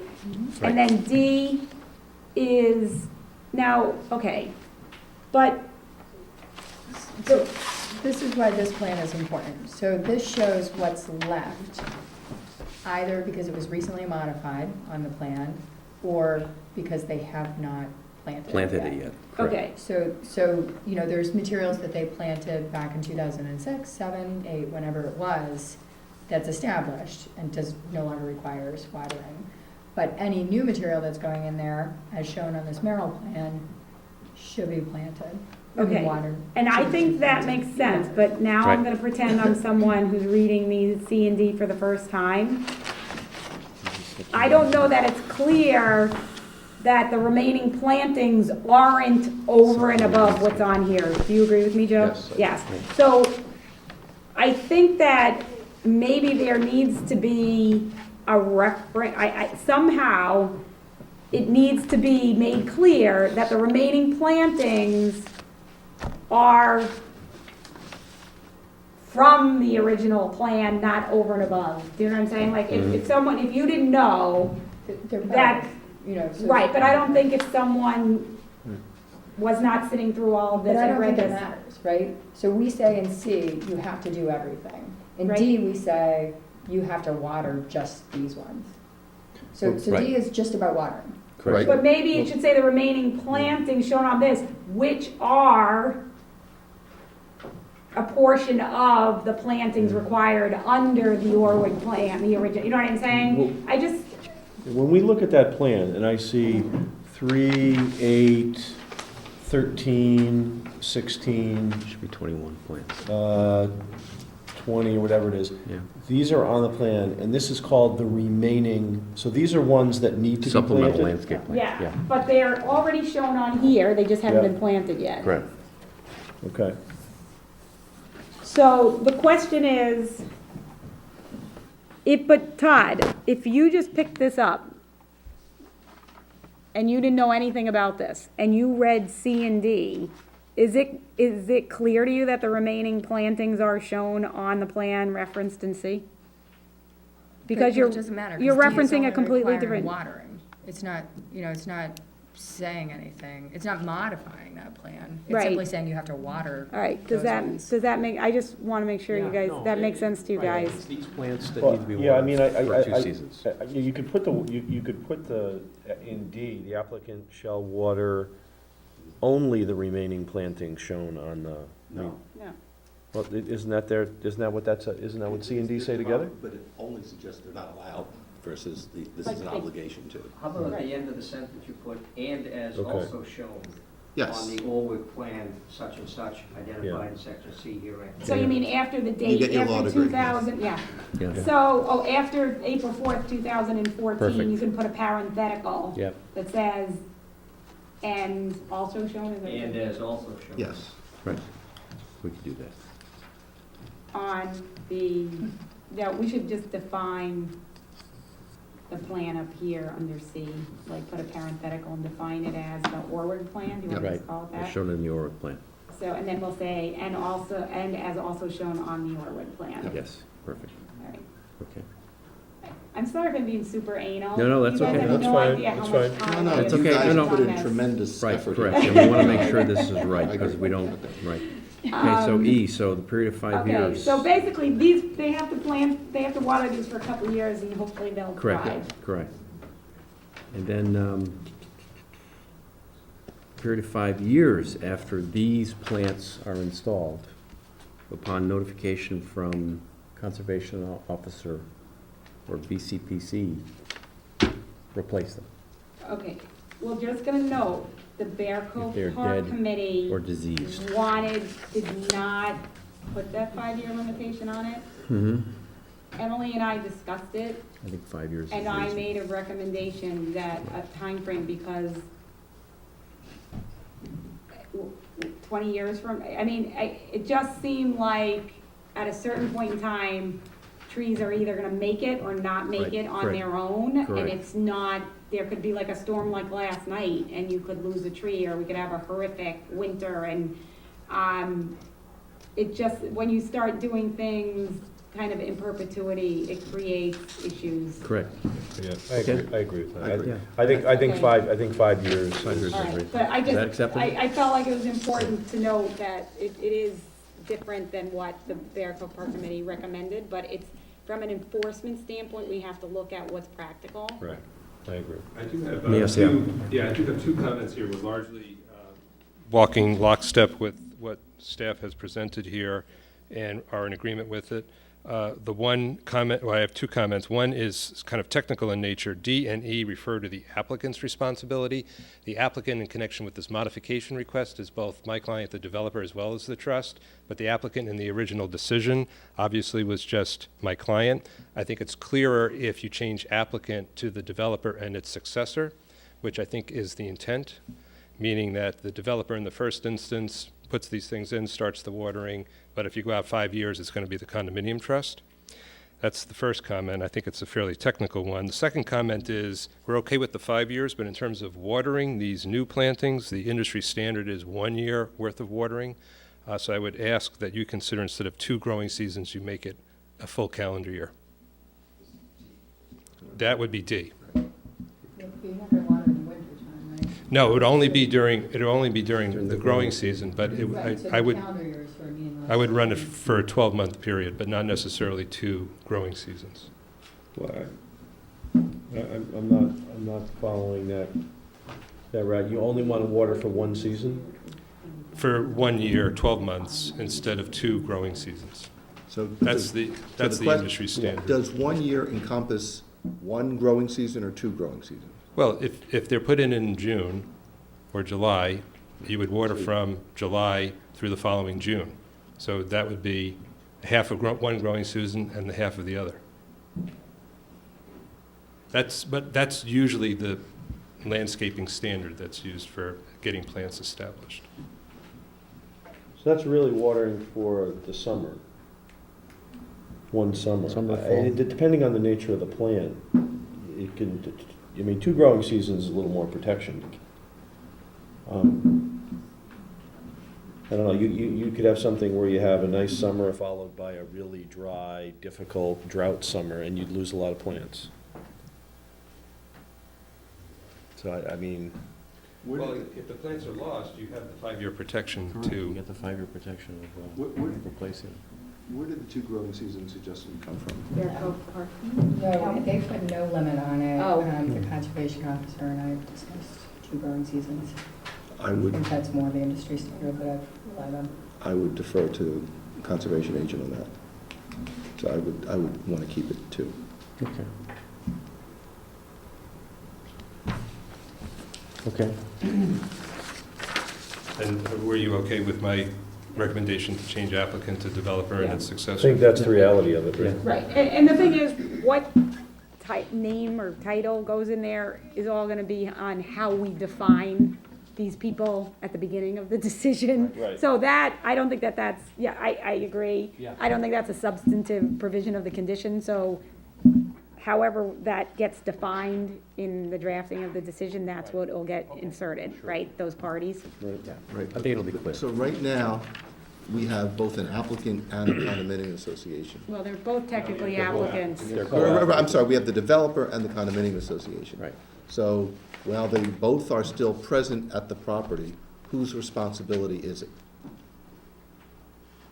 He was saying the developer or its successor, so But that who would make it the who would be the developer. successor to the developer? The condominium Right, association. and so, but they're both there now. Yeah. So who- Are they both who- writing Okay. checks, or is one party Who- writing the who- check? Who's responsible? Well, we'll be doing the planting, we'll be doing the initial watering at some point. At 100% completion, there'll be a full transfer of those responsibilities to the trust. Certainly, 3, 4, 5 years out, if there is a dead tree, that's going to be a trust responsibility as opposed to the developer responsibility.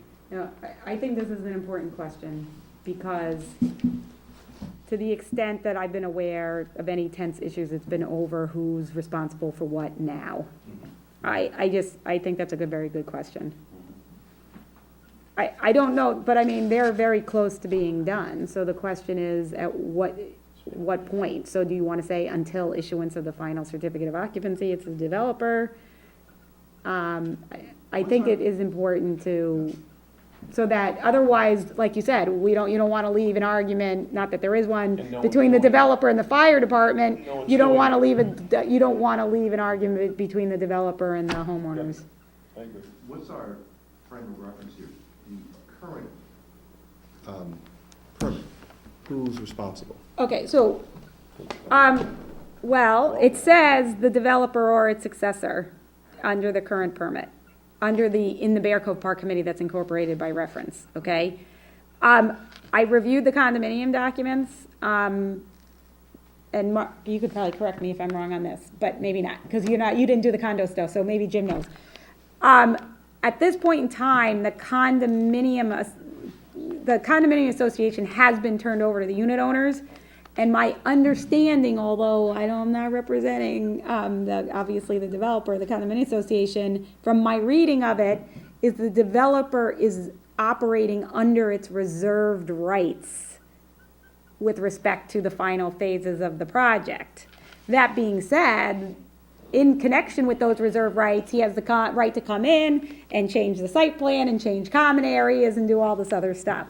So his reserve rights are very broad. So I don't know if there's any homeowners here who can say what they're paying for and what he's paying for, but I do think We should be clear. we should be clear. Right.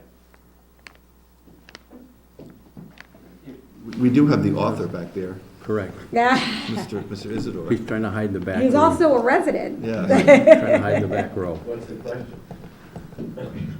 Who's gonna be, Who's gonna pay water for the the plants? watering? Who's gonna water the Bruce. plants? Is Jim watering? Jim, you got that And- hose? Just, I mean, Is it the developer or the association? The association. No, who's this? No, I don't know. You need to get him to identify. I'm a trustee. Could you identify yourself for the record? So-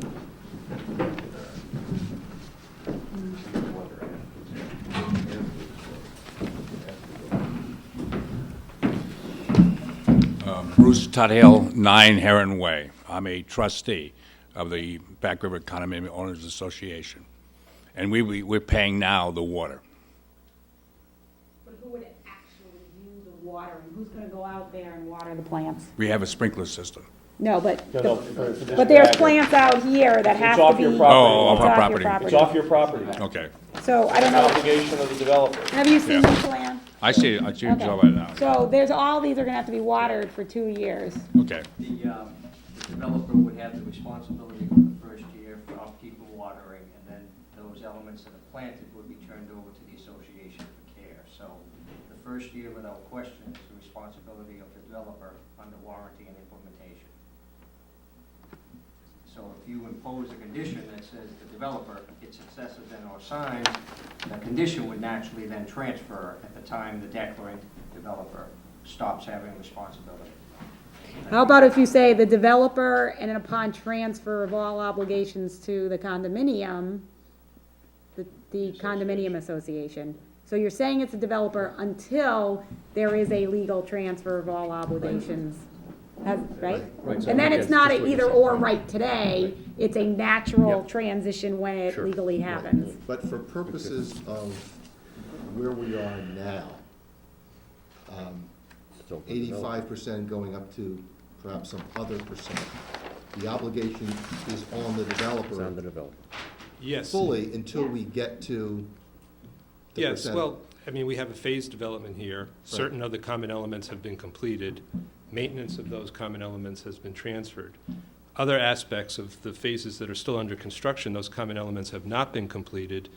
And certainly the modifications that we're proposing with respect to the grass creed or the reduction of roadway or the installation of these new plantings are common elements yet to be completed. Right. Those are my client's So responsibilities. completing the landscape plan, that's going to be your client's responsibility. Correct. Right. Correct. Well, because he's not gonna get his C of Os if it's not done. That's Yes. right, exactly. Right, but I just don't want there to be finger pointing saying, oh, they were supposed to do it. But he's the one who needs the C of Os, not them, so. Okay. And I'm pretty sure that that's how the condominium documents read. Until substantial completion of the common elements, the developer is required to both construct and maintain those. Do you want to comment on that, Bruce? Or you- The only point I would make is I think it's a fair question, but I think you're getting caught up. There's a special permit. The special permit has obligations in it. I'm assuming that the developer came into the project and is still in the project to complete all of the obligations under the special permit. Right. All of them.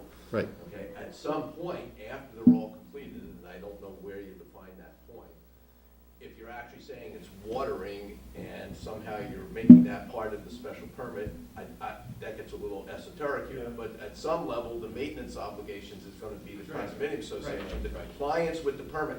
I don't think the condominium association wants to be in a point that somebody calls them in a year and a half from now and says the permit wasn't complied. So there might be an issue about whether they've done their maintenance, but I think Mark would agree with this, that compliance with the permit obligations, whatever you're talking about, falls on the developer, and then after that, condominium has to take it over you mean. Correct. There are some obligations under the permit that are going to be quote-unquote perpetual, such as the snow removal condition that's in there, that's never going away. The people who get called in are gonna be the trustee of the condominium if they are not properly snow plowing. So there are conditions of the permit that they'll be responsible. It's the same way order of conditions, et cetera. That's correct. Yeah, okay. Developer until, Okay, what number are we at? right, you got that, when I said that? I think we're on page 6 now, Yeah. right? Yep. So that was, now we're on bottom F of what they're gonna be Right. responsible in Page 6. perpetuity for. Perpetuity. Well, F is where the lead in, but then you're on. So it sounds like we're suggesting some new things here to place 5 boulders at the 15-foot contour. All right, so let me tell you the concept on this one. Right. The drainage easement is a very large area. It is larger than the basin, okay? Right. The concern is, you know, the reason for the drainage easement is to allow for appropriate drainage of the site. Sure. Some of the conversation, debate, argument that's happened over the last 6 or so months has been, did they have the right to come on and mow this, do that, do whatever?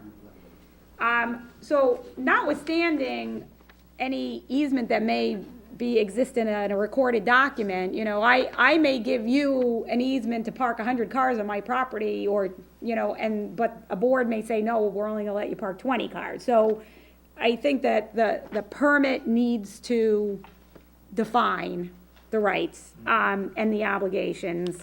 And the goal here is to make sure that there's appropriate drainage, so there's not flooding, et cetera, all the bad things that come when you don't have good drainage. So the question I had, and then Emily talked to the engineers and Abby, et cetera, so I just posed the question, was what is the minimum necessary that they need to be permitted to do on this property, which they have an easement but don't own, in order to maintain functioning drainage?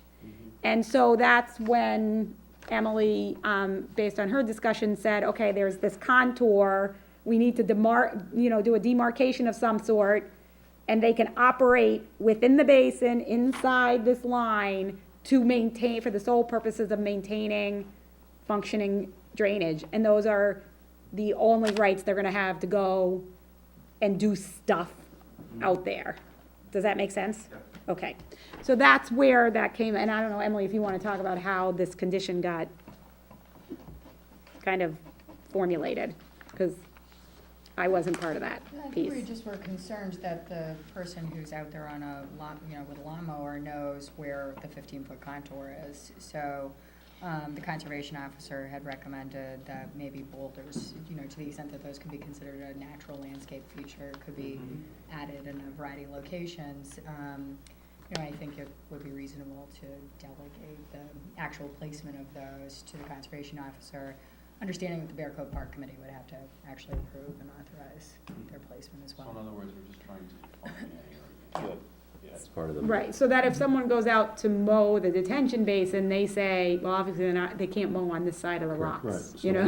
Stay inside the rocks. Yeah, Let me suggest a minor wording change here, towards the end of the third line, filed with the original application, comma, is defined as an area encompassed by a 15-foot contour.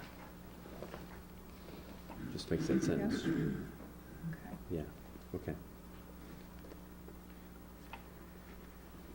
Is there any question about the delineation of that 15-foot contour as to where the starting point is, how you do the measurement? Or where that is.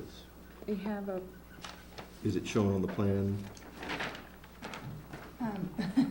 It is. I don't have that plan with me, I apologize. Well, I think there have to be You can some see the beginning of stakes it, so. placed out there with a surveyor, so we. Yeah. make no, sure there we is a have to plan put- that yeah. shows it, we Yeah. just don't have it tonight. Okay. It's a wiggly line. Okay. So that's why we selected the 5, you know, so they can be kind of placed at the Okay. outermost areas. Back to that sentence, F, or Romanet 1 or whatever. Mm-hmm.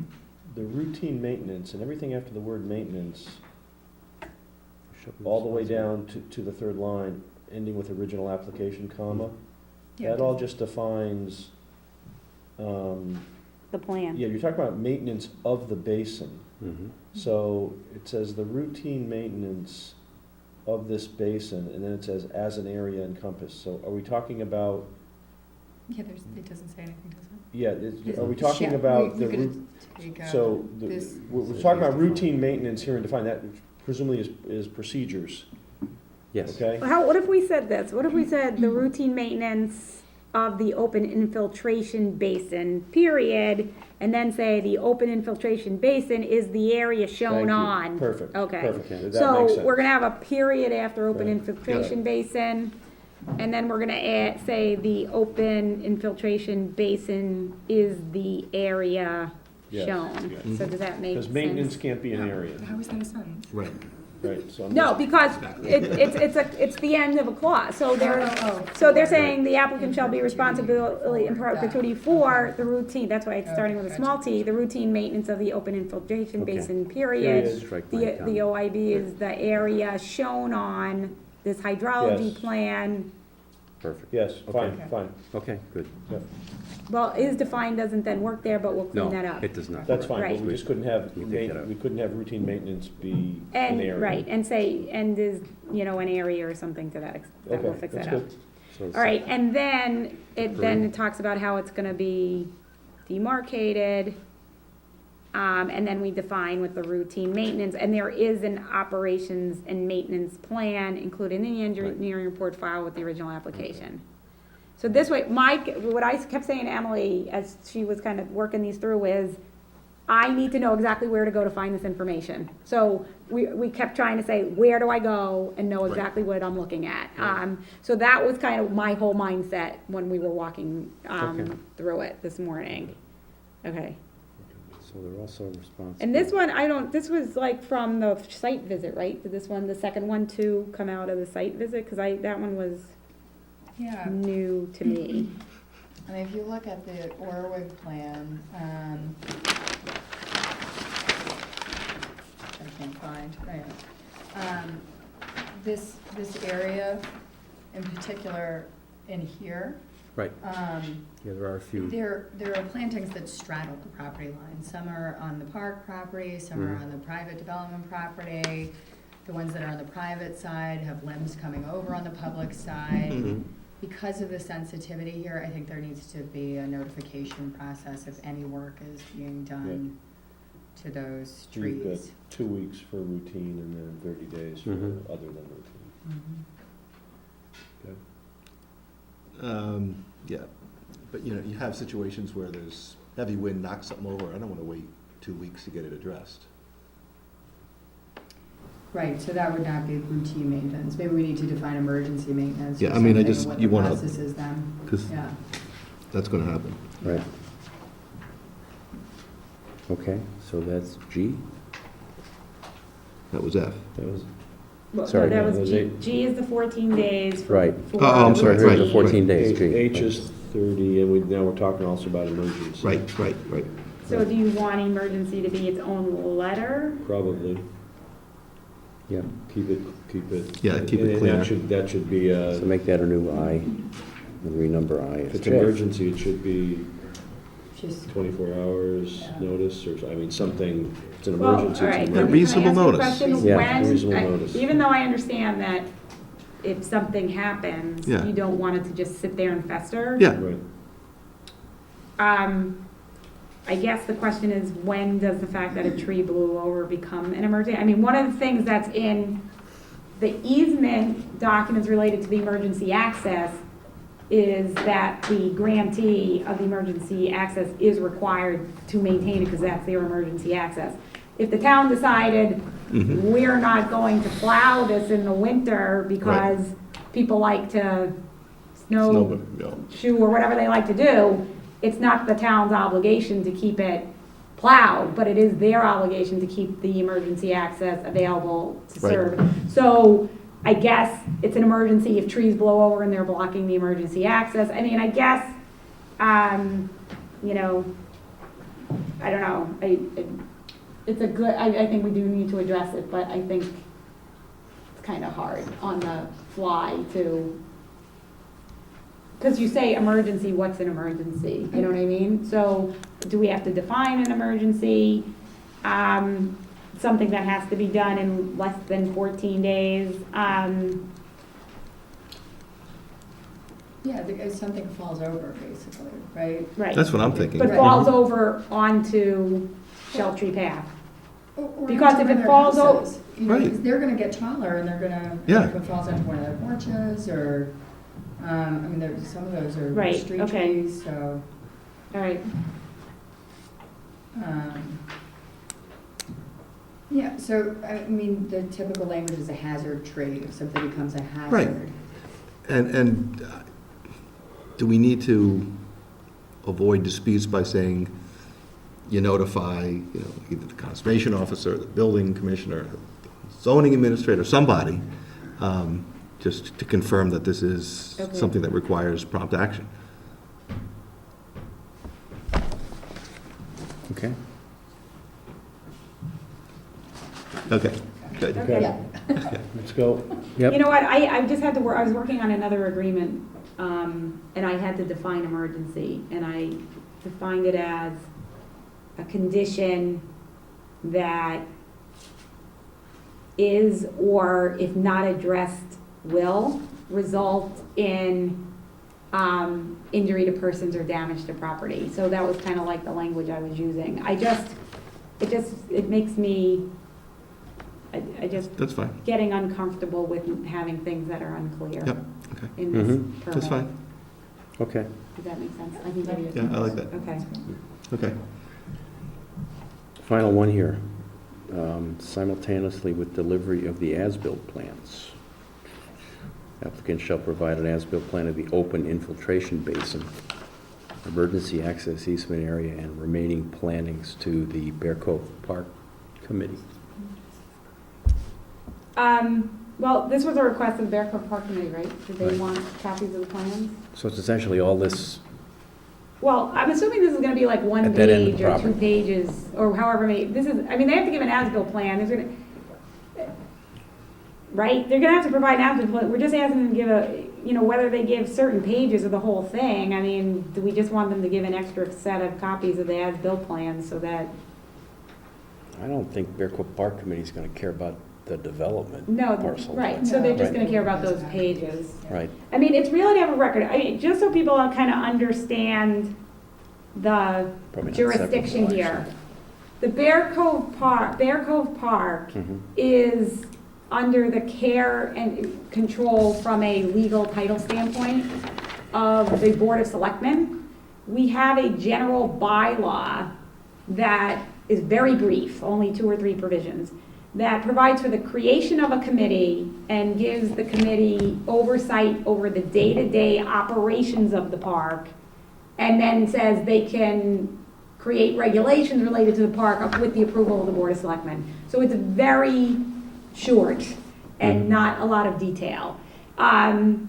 But, you know, part of their day-to-day operations is the mowing, the pruning, that. So Right. it is something that, like, the park ranger would probably appreciate having these plans to kind of know what's out there, Sure. what's supposed to be out there. That's the context. The applicant has no problem with that. Right, Okay. yeah. Good. All right. However we accomplish that, a separate plan or a Okay. full set, however. Okay, good. Couple of additional issues, and then we should probably let the poor people out Yes. there have their say. Yes. But we appreciate your patience as we work through this very complicated list of stuff. Installation of the final course of pavement, waiting until the heavy equipment has left the site. Okay, so this was originally submitted to the planning board as a Mhm. requested condition.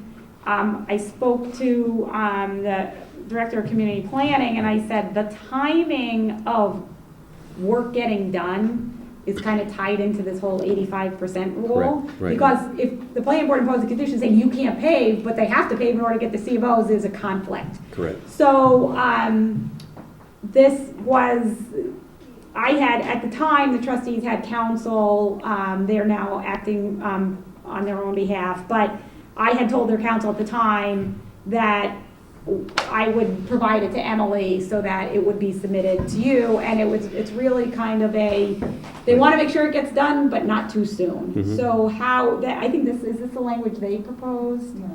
Yeah, so this language they proposed, a little bit in not bold, was kind of my, how the board might want to think about it, Okay. kind of suggestion, so. Speaking from my experience, I'm not sure that this is as big an issue as some people may think. Over at Hewitt's Landing, there has been continuing heavy vehicle traffic on areas that have been paved now for probably close to 2 years, if not more.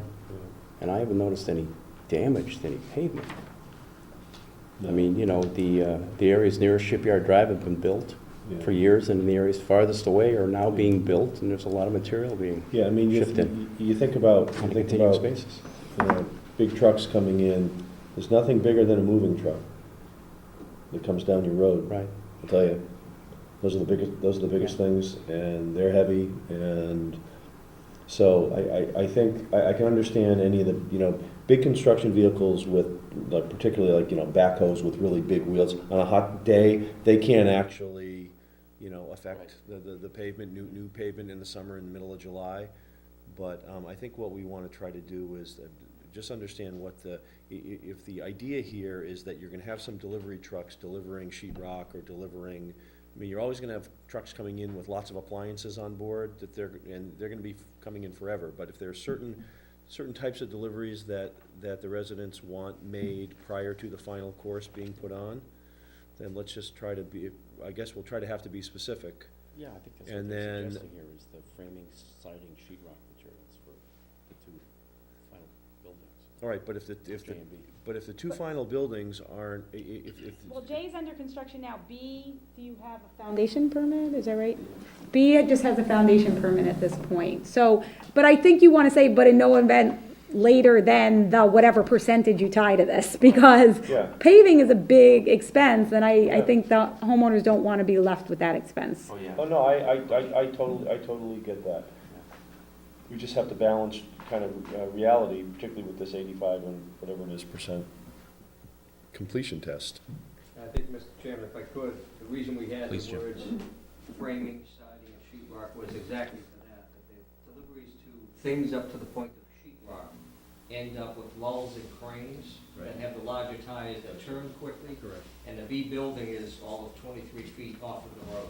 So literally, I can't turn the crane without being on the pavement in a dangerous circumstance. After that, I agree, most tradesmen after sheetrock show up in vans, and this can be accomplished easy. So that's why we listed those 3 disciplines specifically. I guess that's the issue, is the cranes in the UK. So are you okay with how it's worded, and do you want to add to the end of it, but in no event later than X, Yes, whatever that percentage is? but not later than X percent. Whatever the percent relief you give? Yeah, or we can, Right, well, right, the language, but not later than whatever that threshold's gonna be. Well, if all of these buildings, where the buildings are attached, right, you're gonna have, all the foundations are done at once, all the framing for those buildings is gonna be done at once, all the sheetrock is gonna be put in at once. So we should be able to identify, we should be able to say, after the framing and sheetrock and everything has been delivered for this building within a certain period of time, it has to get done. Right, but the question is Those are is who's gonna go out there and stand there and say, okay, you've got every delivery of sheetrock? Do you know what I'm saying?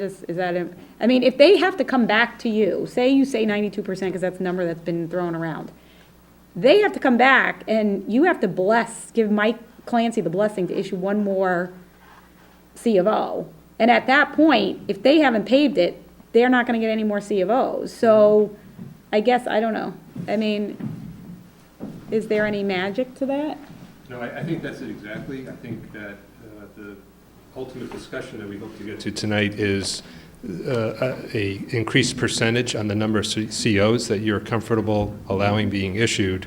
And we're comfortable with that 92% that we had discussed previously, and I think that is the threshold by which blacktop, the final blacktop coat would have to be completed, because when you get that report from Mr. Clancy, that would be one of the things that he would have to check off on.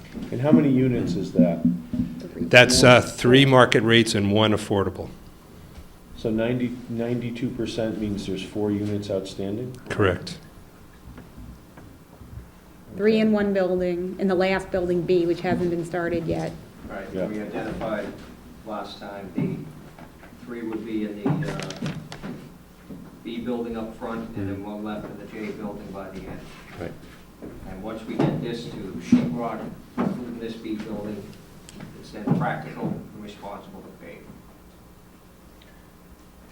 Okay, so you're gonna have to have all the pavement completed before that building and the other 3 are eligible for a C of O. Correct. But they could be, they're almost fully, right? They're practically fully built except for punch list, right, when they're getting the C of O? Yes. Yeah. Yeah. You're substantially complete. So, with I mean, punch list. yeah, so they'd have to be paved before they could actually sell the units. Right. Okay, I mean, all right. Bruce Tuttle, again, From the representing the association. Condominium Owners Association. We would like to have a date at which this would be done, a specific date, An outside date. an outside date. Yeah. All right. We had heard from the applicant at the last hearing, he was talking about a June date where he needed to get, right, it was June something. Well, I think he was hoping to have them sellable, right? By So the C of O, summer? so C of O, he by was the saying, summer. we said, when are you gonna need the C of Os? He said June. Now, I don't know, this is my recollection from the last hearing, but, No, I could qualify that. for you. Okay. The question was, when do you need the next CFO after 85%? And that was June. That was June. Yeah, we were asking for the end of July into August for this work to be complete. And it's a good hot summer month to pave as well. So we prefer August 15th if appropriate. is it better to pave when it's really hot, or is it better to pave when it's a little cooler and it's set, when it's hot? Yeah, Okay. because it bonds together better. Right. Yeah, we like the thought of July 15th. All right, but Yeah, but is but that, if they haven't finished the sheet rock, then you don't want them to do it. So you kind of have to, you need a little wiggle room, I think. Any damage they do to the berm or to the road, they have to repair. Right. well, yeah, but so what we're trying to do, it sounds like, Later than- I understand that you want an outside date, and I think that's very appropriate. The July 15th date, the question is that cutting it too close? Is that a date that you have that's tied in with a construction schedule, or is that kind of arbitrary? And I think maybe what you're trying to say is, outside date is fine, but we don't want to, we need to build in a little bit of kind of flexibility, because Things happen. things happen, and as long as you don't miss the best season for finishing the roads, and from what I'm hearing is like August, so maybe, is it that important that it would be July 15th as opposed to August 15th or August 30th? I'm asking you. And I haven't had a chance to share with Mr. Tadeo, the foundation will take another 30 days, which Right. puts us into May. Right. And we have 3 Just gonna months of framing, June, July, and then August 15th for sheet rocking. So that's why we're asking for August 15th. We'd accept August 15th. Okay. Thank Well, you. if both parties are Amenable. amenable to August I 15th. think that sounds like a date. Could I say something about a previous topic? Yep, Sure. The parking lot, the parking spaces. yep. The reason why the condominium owners need parking spaces, there are no other parking spaces other than your driveway Right. on the whole project. Mhm. That I think was a mistake in the plan. So we need. There were a number, but go ahead. Well, I'm just saying, that is an obvious mistake. We're concerned about that. We have people come in for a night of dinner or something, there's no place to park, it's out on the road. Right. And if the road is only 20 feet, if you have 2 cars on the road, you're not passable. Parking's not allowed on the road. Right? No, that was a planning board condition. Parking is permitted under the permit, but they also recommend, and it's in their condominium documents, in fact, it's a condition that it's in their condominium documents, to use the public parking lot, and that's why there's a gate there. Right. Whether, you know, that of course is subject to whatever rules the town has with respect to parking in that lot, but there is a giant parking lot that, with a gate that leads into the Correct, but development. the issue of parking on that road, Yes. parking is not allowed on Back River Drive, is it? It's not prohibited. It's not prohibited under the permit. It's not prohibited. It is not prohibited. Unlike other projects in which there has been specific prohibitions, it is not. No, you're recalling maybe some site plan conditions that you put on an overhead projector that didn't get accepted? But, I don't think that you're talking about this permit as issued, so. No, but I thought if you didn't have, if on these private roads, if you didn't have any kind of, you know, basically, if you didn't have any on-street parking, then on a 20-foot road, how do you, unless you're, It's 24 feet up at the beginning part of. Right. Here we go, condition 5, the condominium documents, I was able to check this off as being completed, because it is in the condominium Okay, documents. okay. The condominium documents that govern the use and operation of the project shall contain a provision that visitors shall first use the driveway entrances to the respective units of Yeah. the owners they are visiting. Yep. If due to the number of visitors, parking is not available, visitors shall be encouraged to use the town-owned parking area. The condominium documents shall further provide that any on-street parking, if made available, shall be limited to one side of the street. I don't know if made available If made means. available, what does that mean? It's not defined. So, there's no outright prohibition, there's an encouragement to use the public parking because it is in close proximity. Who would make it available? It just is like, you know, Association. you know, it's like, I'm going to the movies and it's crowded, so I'm parking in the MBTA lot. I mean, technically, it's not part of their parking under their permit, but it's there and it's public, so people park there. Okay. One consideration is the fact that this is not a designated over 55 age project. Right. But the overwhelming majority of the people are well into their 60s. And to park up in the ball field parking lot and walk down to the other parking spaces in the winter would be very difficult. Yeah. And dangerous. Yeah. Okay. I mean, having a lot of cars parked on Back River Drive is dangerous too. I admit, but Yeah. where else can we park them? But these 2 spaces aren't gonna solve that problem. We need the 2 spaces. Yeah, okay. Okay. Do we want to talk about the deck on the affordable? But you gotta, Well, why don't, you wanna, well, if you want to, how much more do we have on our list? That's it, just the affordable unit. But we got the deck on the affordable unit, and then we should give people Yeah, some. bear with us for another 3 minutes, and then Just we're 3 gonna minutes, take. we got one more item, and then we're gonna open it up for comment. Okay, I appreciate it.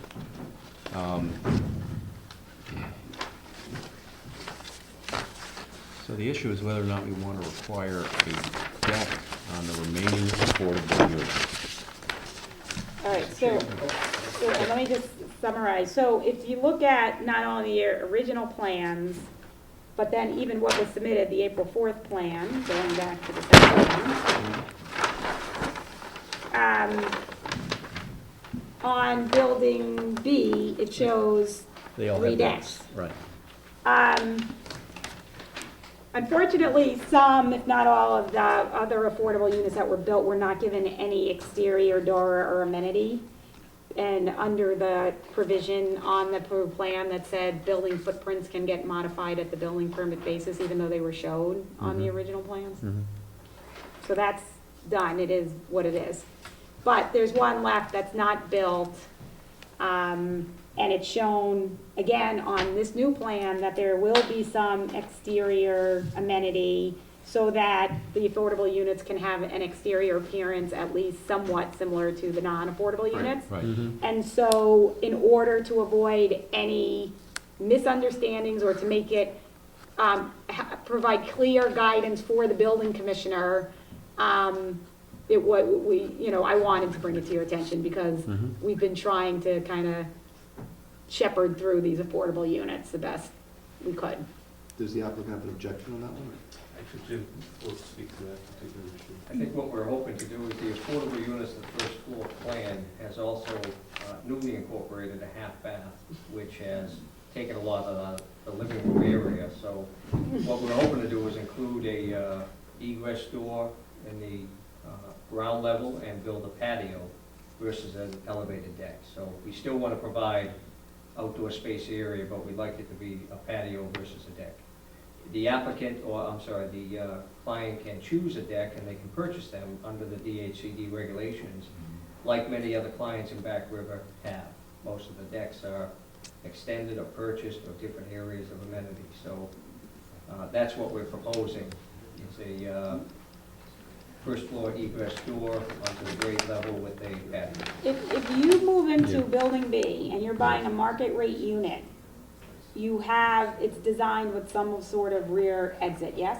As Yes. currently proposed, Yes. right, for a buyer? Yep. When you walk out that door, in accordance with building code, what are you stepping onto? Because you can't walk out and fall out. You can't just have a door that goes nowhere. So No, the, what are they walking? If I'm buying a market rate unit and I'm walking out to my back door, what is coming with that standard, not as an option on the unit? If we had a only first floor unit, you would walk out to either a stone But you've already patio. designed, you've already designed the 2 market rate units for Building B. What are the buyers, potential buyers for those units, being told is coming standard in the purchase price without additional cost when they walk out the back door? They get a garden level patio or a first floor deck. They make that decision. Because remember, the B building, unlike many others in Back River, have a walkout circumstance. The grade level units have the same thing, Susan. If you come out the back of N19 or any of them, Yep. you can choose a patio or a deck. The bluestone is very expensive. It's almost as expensive as a deck, and we want to keep the landscaping and keep it with all of the units. So it's just our preference is a patio because it will look more appropriate for a walkout unit, which is what the B building is. A deck extends up in the air and Makes sense. will not look as appropriate. Okay. Why don't we take some comments? Well, what do you want to do? Do you have Working a, on this. How we decide what we want to do. Sorry. Getting late. Yeah. I don't know, it sounds like on this, I think what I've heard is the decks are upgrades on a lot of the market units. Right. And that the standard, the building standard is the bluestone patio. Correct. So I think while I generally, I generally care that the affordable units are not identified as affordable because of lack of amenities or some other look or feel to the units. It sounds like that concern may not be as relevant here because there is some heterogeneity within so, the. I was not raising the issue because I didn't think a patio was appropriate. I was Yeah. raising the issue when I was alerted by, after staff site visits, when they walked behind buildings, there were certain units that have no exterior amenity of any kind, like there is no door out the back and there's no exterior amenity. But now we're saying there will be a door and there will be a patio? Is that what I'm hearing? Yeah. Yes, on this Yeah, remaining unit. on the last unit. Okay, I mean, it sounds like that is kind of a building standard thing that, Right, but it may not have, it wouldn't, because of what Jim is referencing about the design of the unit, I Yeah. don't believe one was intended to be put on until it was raised. but now he's saying They're willing- affirmatively that it And will. they will do it. All right, And so but I think it should be documented. Okay, documented, yeah, Yes. okay, all But right. the memo says that every unit in Building B is having a rear deck. So is that not correct? Well, there's only 3 units in Building B, Okay. so there's 2 market. Have they been sold yet? Yes, And do Are they having decks? they purchased decks. They so- purchased decks. So they have, both of them have decks. Yes, And the buyer, you have a buyer for this unit. yes. The lot Okay, has and been were held for- they given the option to purchase a deck? No. They were always given the option. When they show up at framing, they buy their amenities, whether it be air conditioning, a deck, or anything else they want. I spoke to the lip unit at DHCD about Yeah. this issue, and they were gonna note the file that, to make sure that, and to also, because they have to approve it, if people spend extra money on an Right. affordable unit, Right. that's something that has to get approved because of Right. the Affordability, income yeah, issues. tests, Right. yeah. But they did note that if the buyer wished to have a deck, that was something that would be considered for approval by DHCD in connection with this unit. Okay. So, I don't know, since they don't even know that they're getting a patio, that will be a nice surprise for them. Right. I don't know that they know they have an option for a deck. So it seems to me the condition is they're getting a patio and they need to be informed, and there should be some checkoff that they've signed or initialed that they have been informed that the deck is an option and what the costs are and all of that. Can you do that? Yeah, that's not a problem. Okay. And is the issue there on cost, is it the incremental cost? Is this an either or? Yeah, they cost about the same. We just think it would look more appropriate with a walkout door because they're walkouts and a Right. patio. But So every- they haven't- But if they were given the option, No, second Jim, level. is it gonna be, it sounds like the option would be at a relatively low cost because you're otherwise not providing the patio? Well, where is it, is the deck We would not give off them the, the option. is it not off the walkout then? Is it off the That's- second floor? That's the problem. The deck would be the It has first, to be. yeah, because Yeah. it's a walkout, so the first floor is really a floor higher. So the deck Oh, would so it be, means they either have an elevated deck where Right. they're Right. coming out, say, their bedroom or something, I don't know. living room. Living room? Yeah. Or they get to come out, and what is on their first floor? It's a walkout garden level like like the other two units in B level. Like a bonus room Yeah. kind of thing? Oh, okay. So if you have a Yeah. deck, you can't walk out into your backyard. No, you can, you can buy both, which some clients Okay. do. Right. They have the patio Okay. and the decks. I see. But that has to be disclosed through DHCD. Right, okay. Right, Okay. all right. I think we've got that. All right, did you Okay. get that? Because I didn't write that down. Yeah. Okay. Okay. All right. Let's Get some comments. comments. People yeah. have been very patient. We thank you very much. If you have any questions, comments, please come up. Yeah, come on. Identify yourself for the record. My name is John Hersey. I live at 65 Hersey Street. Yeah, Tom. Todd, you were on the planning board at the time when this here was all developed, so was Susan Murphy. Question I have is, when you people first started this project, did anybody look at the deeds to the property? Was that something you people looked at? You know, not just to I'm the gonna property, answer that one. but also Bear Cove Park. Let me answer it, John. Yeah, John. This is very important.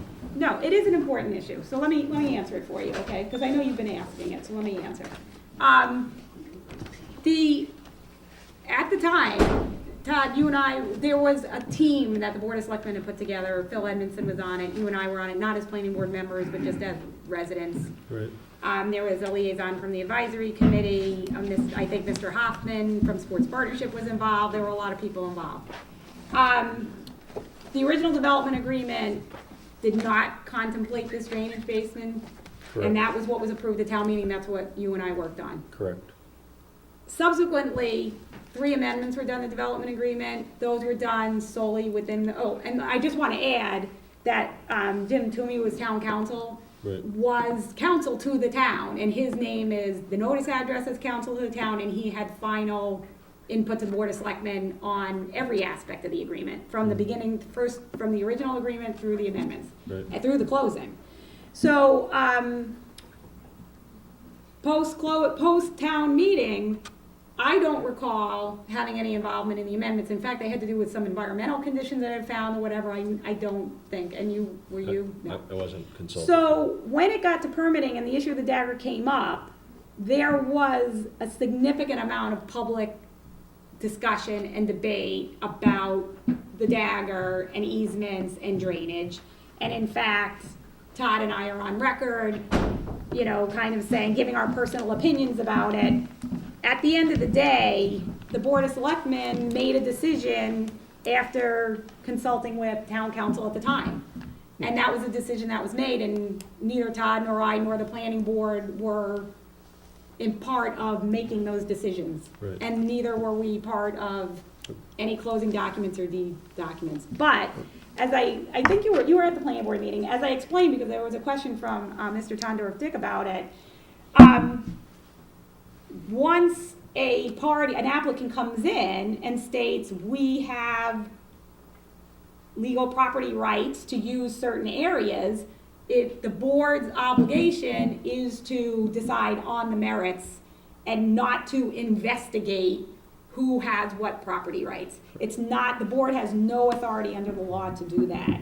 And so the planning board only had non-binding site plan review at the time. Right. So we made our recommendations to the ZBA. Some were accepted, most were not, and the zoning board granted the permit to be built, the project to be built, as we see on the approved plans. And that's how it happened. I understand what you're saying. I Okay. got it. You Okay. didn't have to go that far. I All understand. right, I thought, Okay, okay, because you were asking about the property The rights, so I point- want to explain how No, the no, property no, rights no, were no. created. The point I'm trying to make is if you look at the original deed, the original deed to the property. Which GSA, property? GSA, Which property? Bear Park. Okay, yeah, You look at the original deed, it says the land, all of the land will be used into perpetuity for parks and recreation. That's what it says.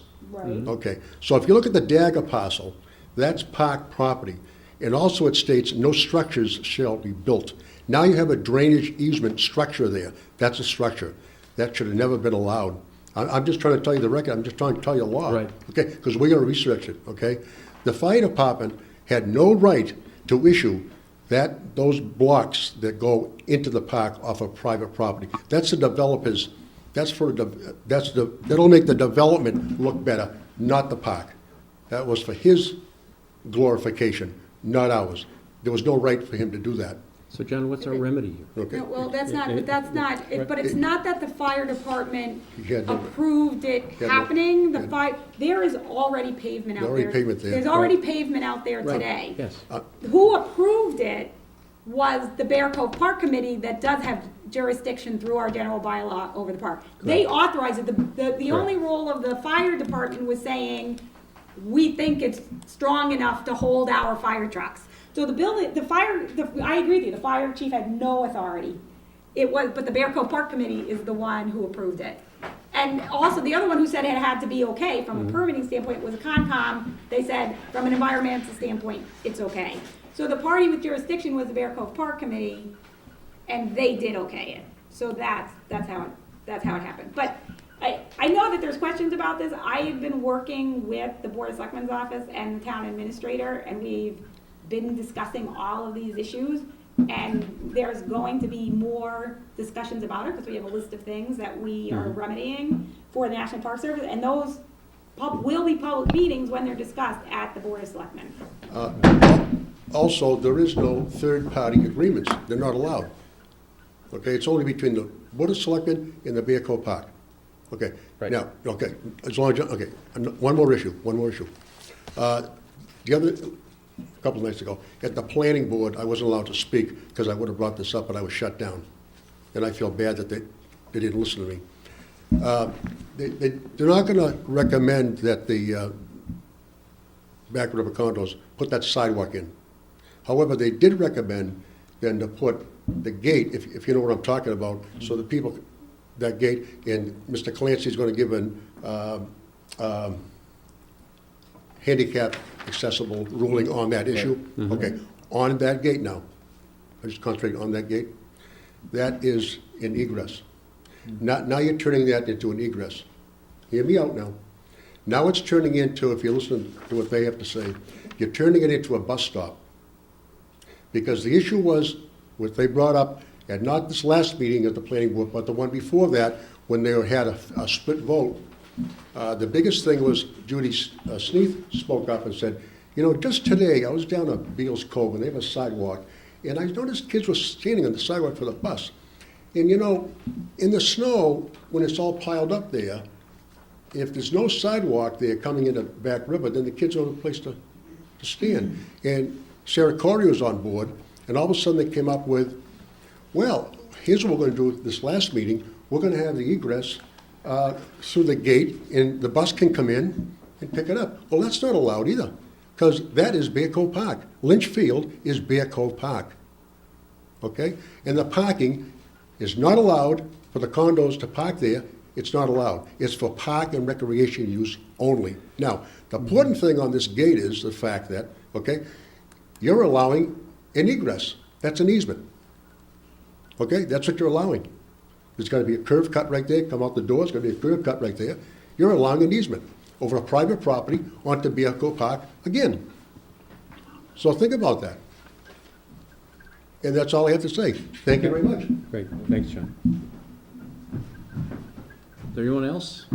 You know, as I noted way back at the beginning, we do have a number of pieces of correspondence, largely in support of the changes, largely dealing with the sidewalk issue.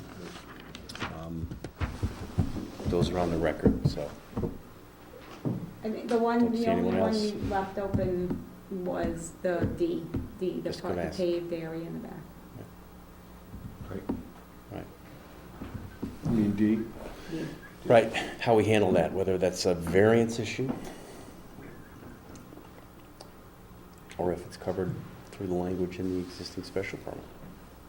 Yeah, I mean, normally, I think we would say that they received their variance for what was built, and now they're coming back and looking for further Right.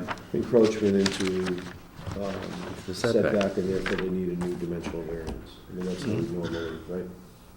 When I look at that. The flexibility they had was flexibility to move things around. It wasn't to expand the variance necessarily. Right. So, I just think it raises some significant issues for us, not necessarily with this project, but with other projects down the road. let's see, I mean, most other projects aren't gonna have language, No, reflects any kind of language. but that's in this type of open-ended a in terms of situation, I guess flexibility. we need to be consistent in how we apply it. And I think we've done what you suggested in the past, if they're coming and asking for an increase in a non-conforming. Right. Joe, anything? No? See what- Well, I want to Counselor. make one last pitch here on this issue. If the board is concerned about setting a precedent and the awkwardness of that going forward, I think this is a unique project, number one. Two, I think there is room under your language, as I expressed before. Three, as staff has indicated, and as I think I've presented this issue, and as Jim has stated, it's really a de minimis change. You're taking area that was blacktop before, and you're moving that blacktop 20 feet, perhaps, in the same approximate location on the plan. So I think if the board is at all inclined to do this, I would strongly urge you to do it. I think the residents have almost unanimously indicated their support for this, and I don't think it would bind you in terms of future variance applications. Most of your variance applications, I would submit, are quite precise. If you're giving a dimensional variance for a side yard setback on a residential home, I'm sure you express that you're granting a 5-foot variance, so that a 20-foot setback, let's say, that would normally be required is now a 15-foot setback. That type of precise language is not what you included in this special permit back in 2006.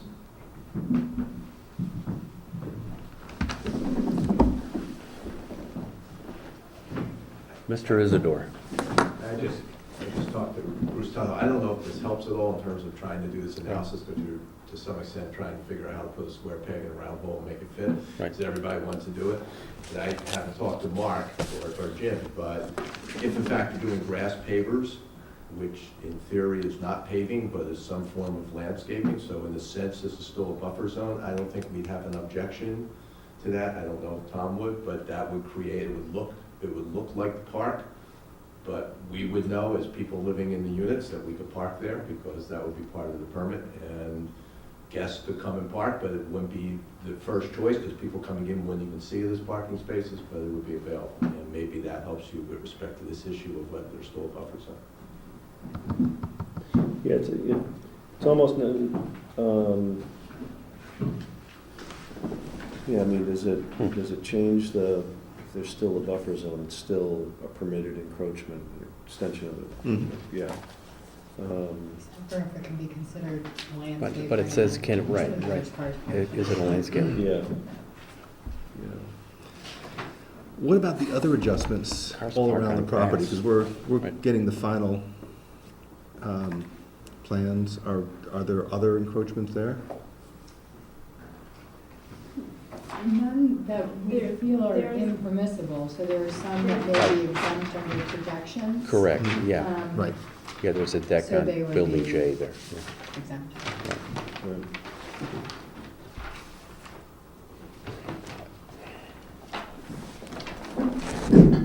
So I guess it would be, it's still, is it landscaping if it's paver blocks with grass growing? Looks like grass when it grows up. I mean, But Emily, you've got a thought. It's You almost know, coming it's- out. yeah. No, it's not, it's very late. I know, Yeah. I know. And I think we're all very tired. I guess I don't see it as additional relief or an additional encroachment into the buffer, in that it's just modifying the plan that the relief was based on. right. But So- the modification of the plan does not result in increased encroachment. I don't believe so. I mean, so Even this if you're showed allowing, even pavement if you're up allowing to. cars, even if you're allowing cars to be, Right, so if it's. Because there's if language it's in there that- parking, that talked maybe it's about- different versus a turnaround. right, if it's a Yeah. turnaround, and particularly if the turnaround was the grasscrete or whatever the Yeah. stuff that you're talking about, the turnaround, I think you could probably go along with Bruce's suggestion. But when it's parking, I think that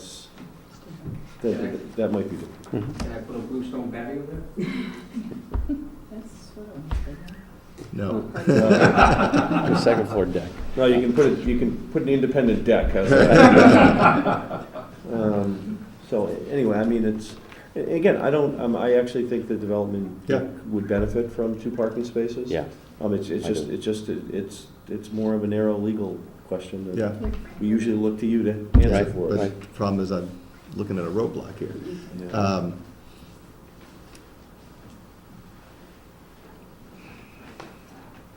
Let me look at the permit. Just make sure I'm looking at the right permit. Where is the original one here? I think you had it up in here, right? One other, it's 11:25. Yep. And I know I gotta be on a 6 o'clock boat in the morning. Right.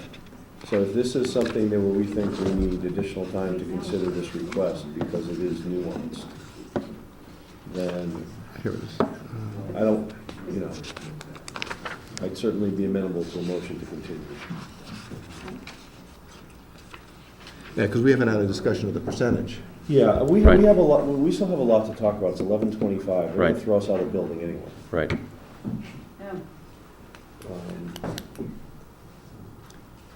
We're close, we've gone through all this stuff, we just need to resolve those 2 issues. We could probably dispose of that. This one, B, and what's the other one? You have D and the 90, and Oh, the percentage. And the percentage. And, Yeah. I mean, are we gonna get these done in 5 minutes? Do it. I was going to make a suggestion, Yep. which is that if we're really grappling with D, we'll be amenable to pursuing that under a formal variance request, and in the hopes that we would conclude the rest of the modification voting tonight. It's important for us to kind of move on past this issue with respect to the completion, phasing, the modifications that the planning board voted the other night. So I would ask you to consider that kind of bifurcation. Interesting thought. We need to deal with this because the planning board has put it into their approved site plan review, which we're required to incorporate. Right.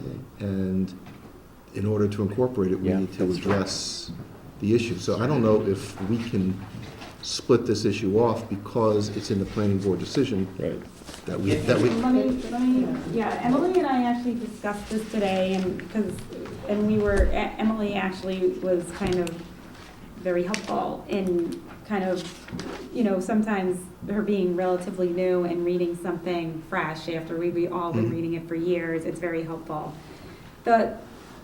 It says the conditions imposed by the planning board shall be incorporated.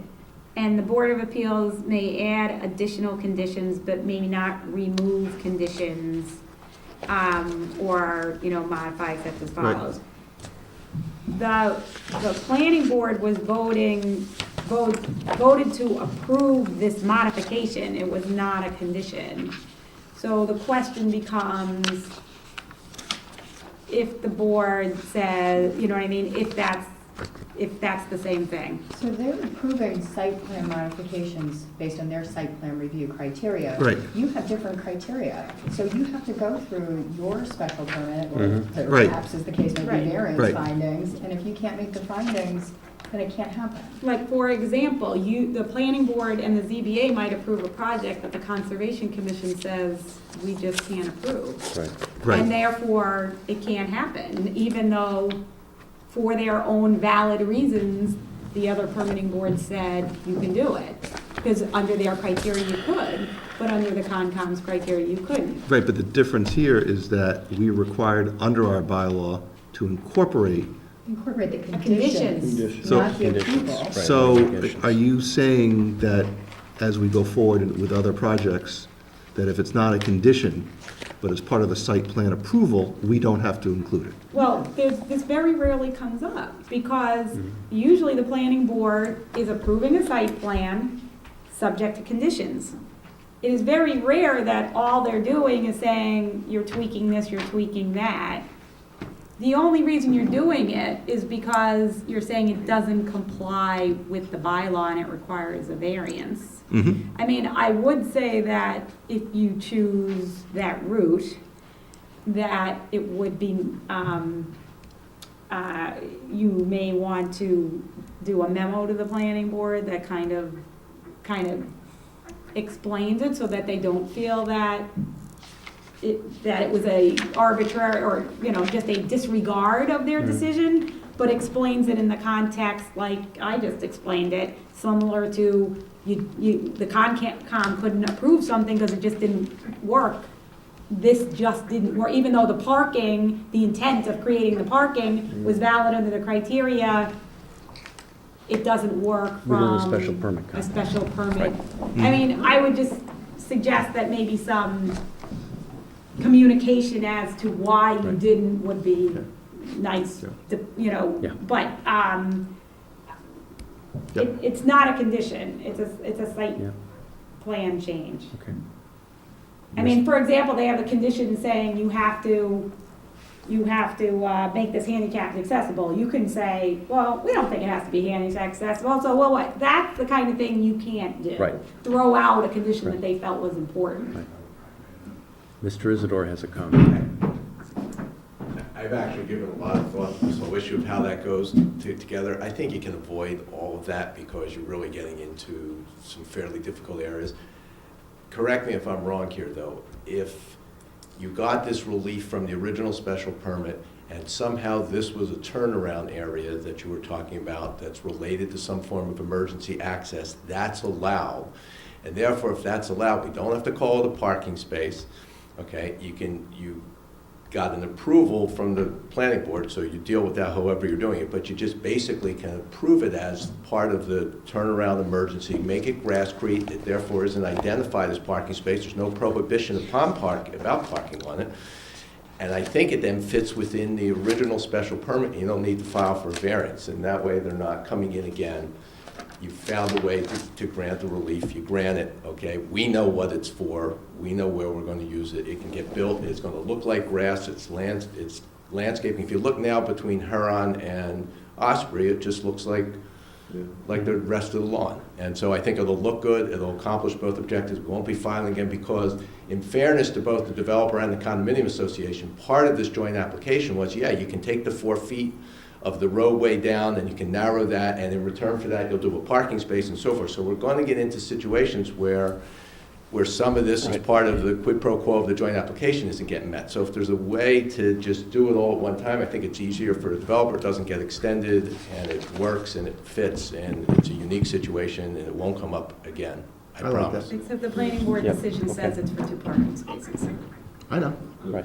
So I don't know how you can can also say go that back the to ZBA them. says it's not for parking, it's for turnaround, when the planning board's saying Yeah, it's for but parking. you can go back to them under the bylaw, if that's what you had to do, and ask for a change in 21 days. I don't think you're gonna have resistance to the change, because it's all gonna be the same Yeah, thing at you the end of could, the day. yes, that's the other thing, you could go Right. back or request the Okay. planning board, but then that's not making a decision. We don't make a decision on that. Right.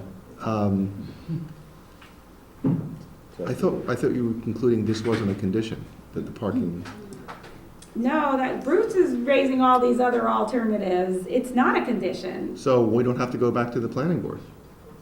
They approved it as parking.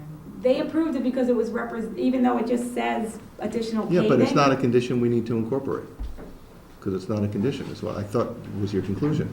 So. Yes. So then what's the problem with us adopting what Bruce said? I'm missing, there's, It's not a decision, we don't have to incorporate it. And even if It's it a was, condition, it's not a condition, it doesn't have to be even if it incorporated was, into they what we do. approved it Because as they parking. didn't list it as a condition. Right, if these guys find that it needs a variance, then there's no,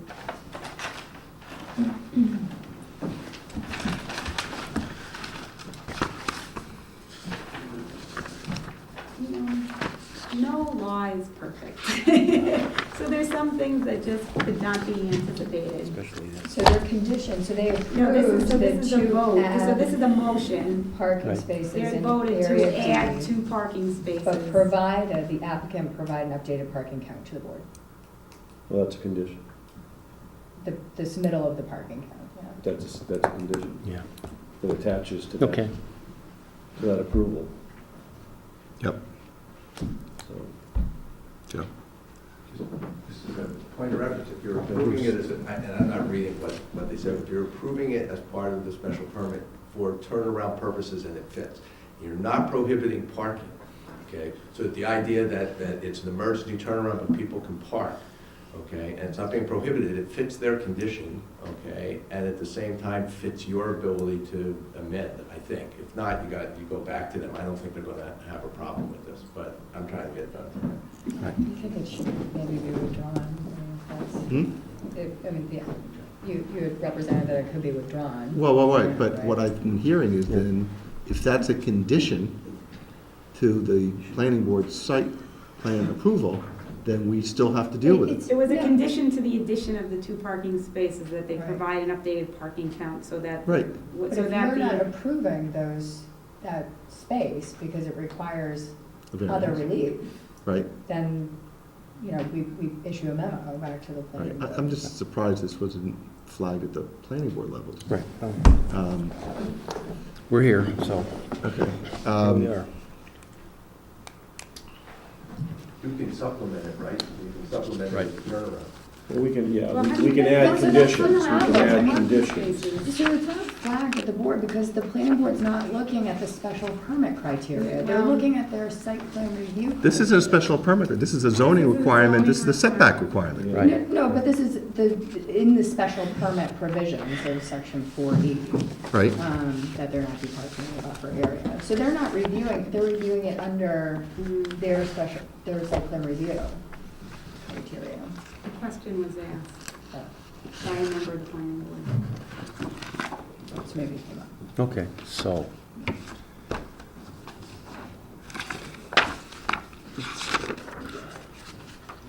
okay, Mark, I'm gonna look at the 06 one more time, see if I can get there. You gotta wrap up. Yeah, we do have to wrap this up. Yep.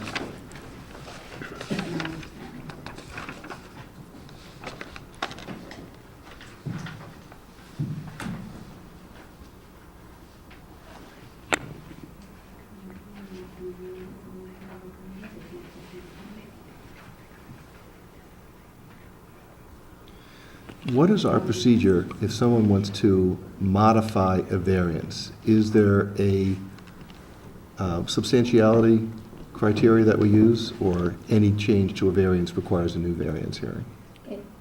I don't think there's any provisions in statute for Modifications. modifications. I think There's that's no a new provision in statute for modification, even minor modifications of Okay. special permits. It's just something that's been recognized. It's how you get them. Have we Yeah. done it in the past for a variance? Yeah. A minor mod for a variance? Sure, yep. And this, in essence, would just be replacing the plan. I understand Yeah. it's replacement plan, but replacement plan with something It different. was something that Right. allowed. But, I mean, in my view, this, to the extent we have a minor mod practice, this is consistent with that. You also have the fact that some of the paved area is becoming the grass, and because it's an emergency access area, unlike this area, Mhm. where I appreciate Bruce's comment, but if people are gonna be parking on the grass, is gonna be killed.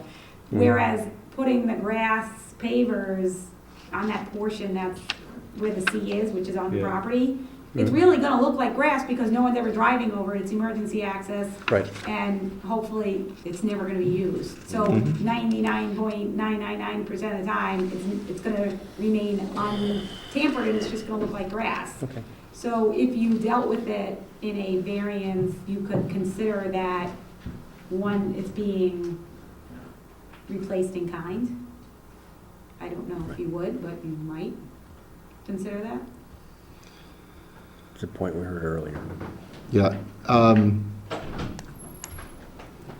So if there's a determination, I'm just back to the decision about whether the requested relief or modification is not material.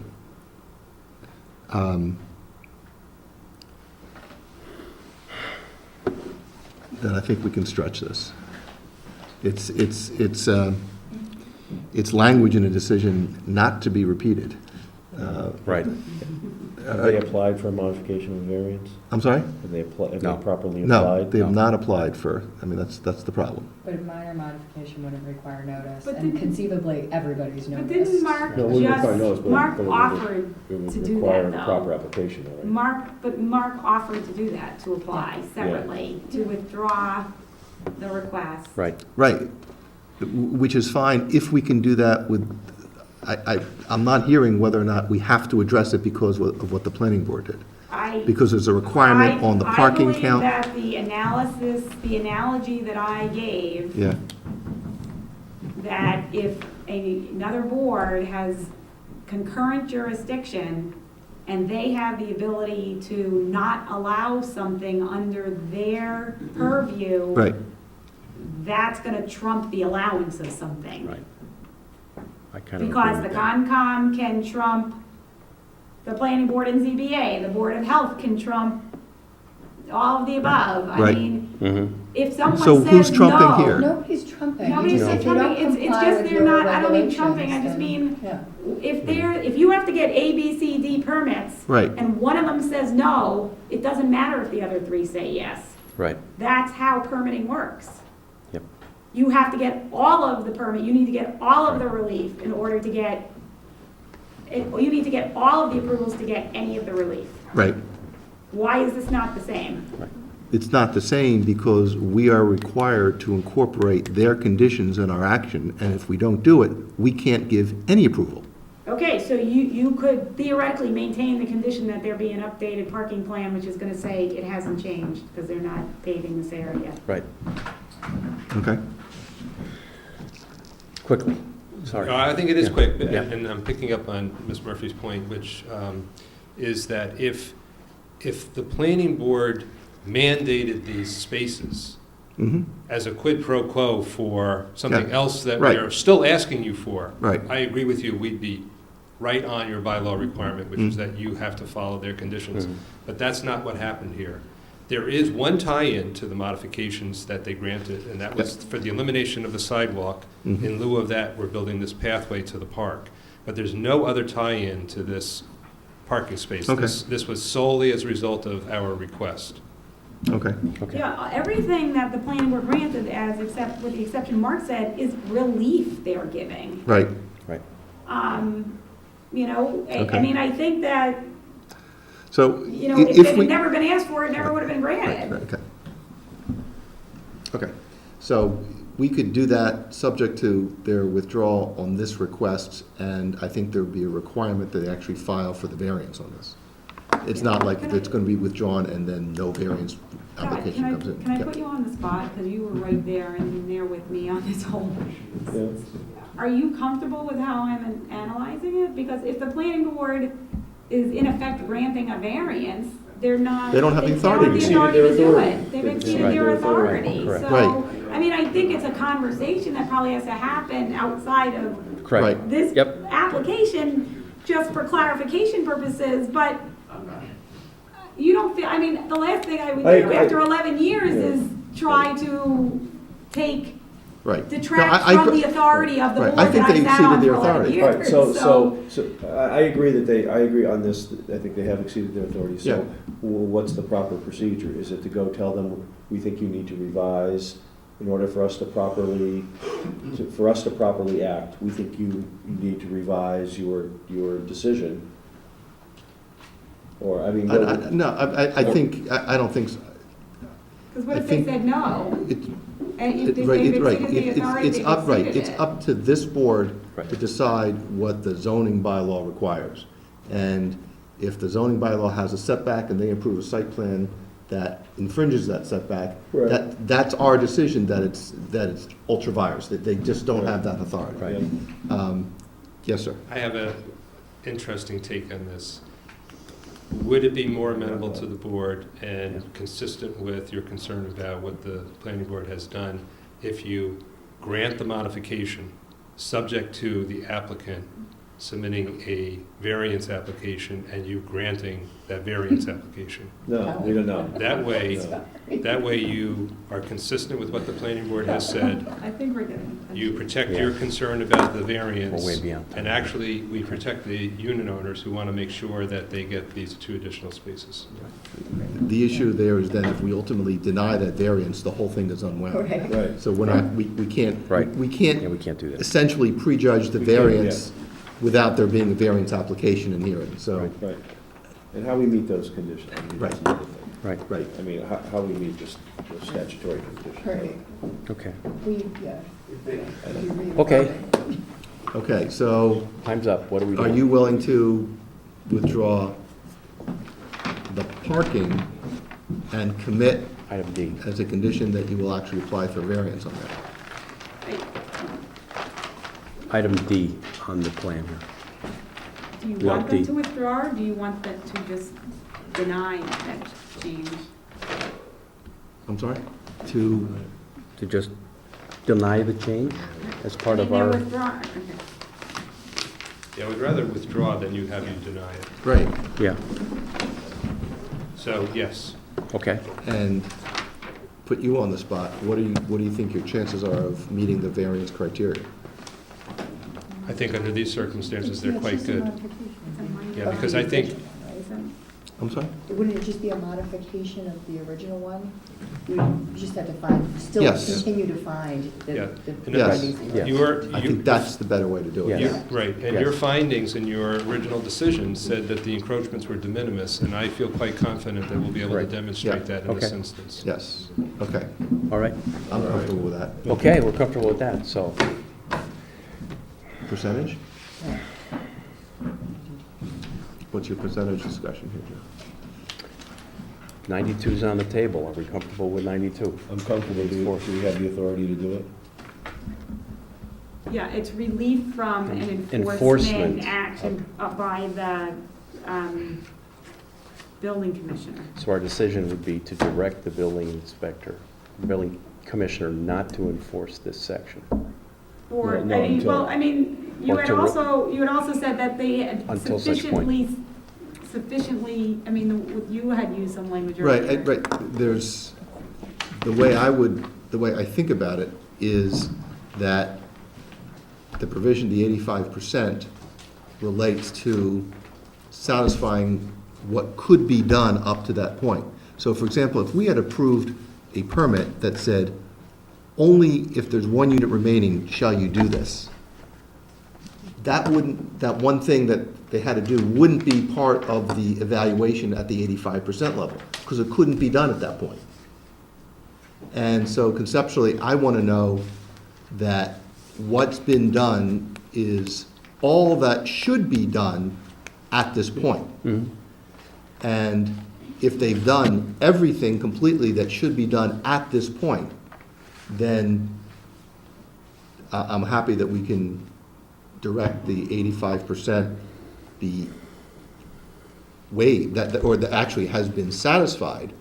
But we are, as a condition, imposing that 12 other things have to be done before we get to the next level. I'm okay with that. Yeah. And as long as we're clear what needs to be done, and that the percentage, I want it expressed both as a percentage and an absolute number of units. Right. So there's no ambiguity about the remaining work. So total number -4. And then I also think it's important we include the outside date of August 15th. For the paving. Okay. Okay. So do you have the list of things that need to be done? I just want to I make sure. guess we should talk out loud, as people talk. It is almost midnight, okay. I'm packing it. Yeah. Final pavement, the as-bills. Yep. Additional planting, landscaped walkway area, Well, I think. A1. All the information we Isn't it talked all the about. bold It's all in the bolded, conditions yes. set forth in bold Yep. as modified pursuant to the discussion of the board at tonight's Absolutely. hearing? Yes. Took the words But the out. one thing that you added, Susan, I want to make sure it's included, is they need to provide that unified plan, so somebody 5 years from now looks at it and says, Yes. hey, I understand what's going on. And there seem to be, We've Yeah, got no, that. No, we've got You it. they're have gonna that? do Yeah. the, we're gonna do the Orwood Which is plan, large sides with clear, so what they did small in writing is going to be provided in large sides with clear, okay. and that Accompanying this. When is do now you need? defined, as updated, is the Orwood plan, Right. which is the approved landscape plan. And when is it that you're supposed to get that?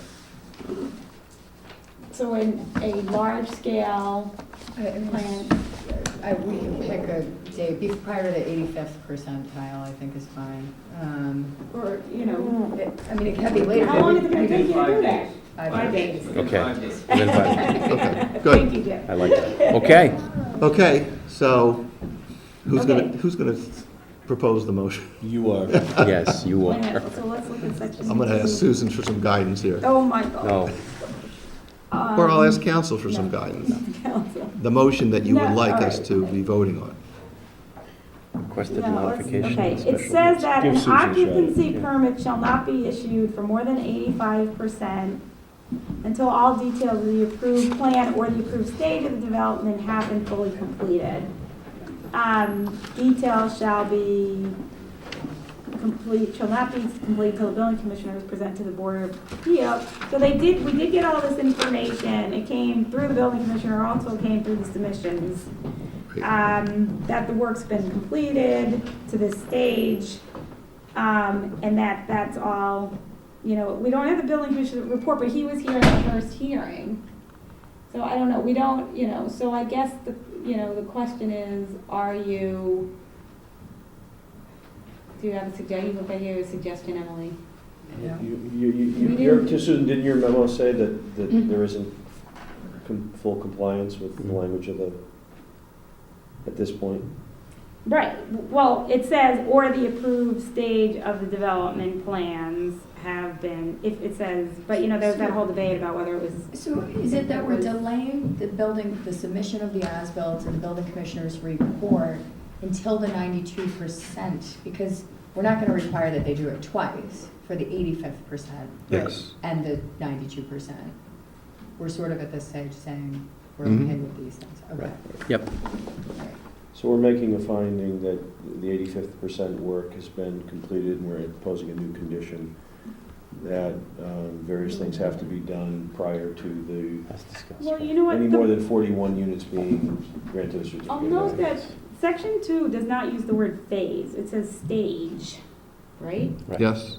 So, So I think you can make a finding that, based on your review of the existing Mhm. conditions and required work, that sufficient work has been completed for this stage, at this stage of the development plan, Yes. to allow the issuance of not more than 92% of the dwelling units and then say, you know, no more than 80, you know, certificates of occupancy shall not be issued for more than 92% until all of the requirements of this section are met in full.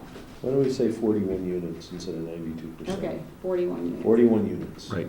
That's what we're saying is the Yeah. threshold. Yes.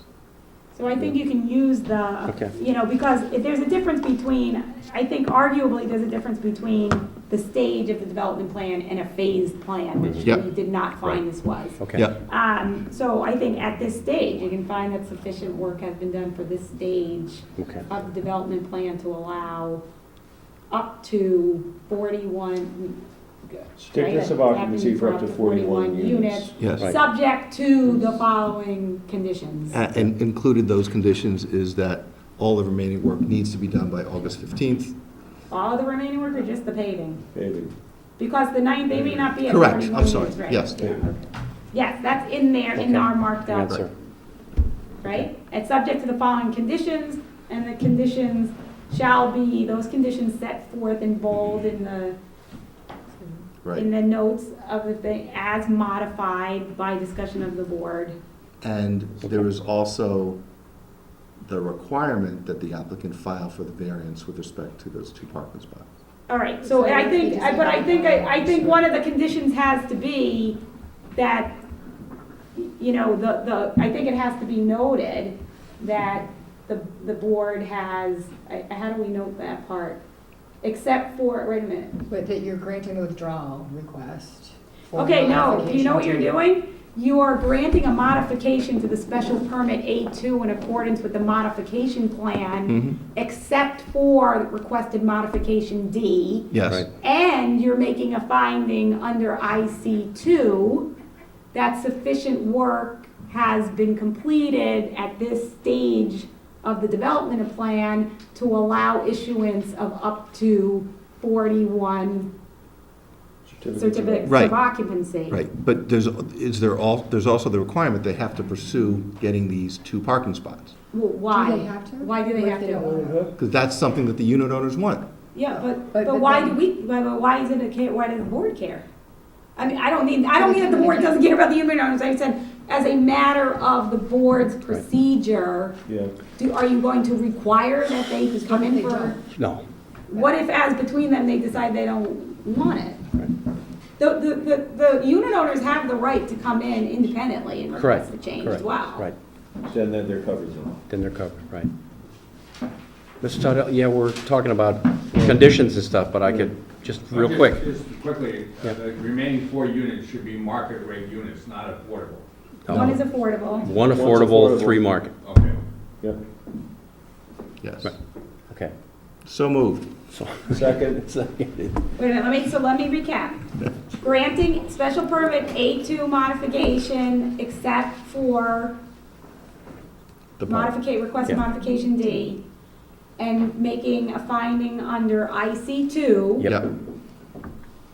such in, both of which are subject to, right, both grants, or Yes. the grant and the finding being subject to all of those conditions. correct. Yes. Okay.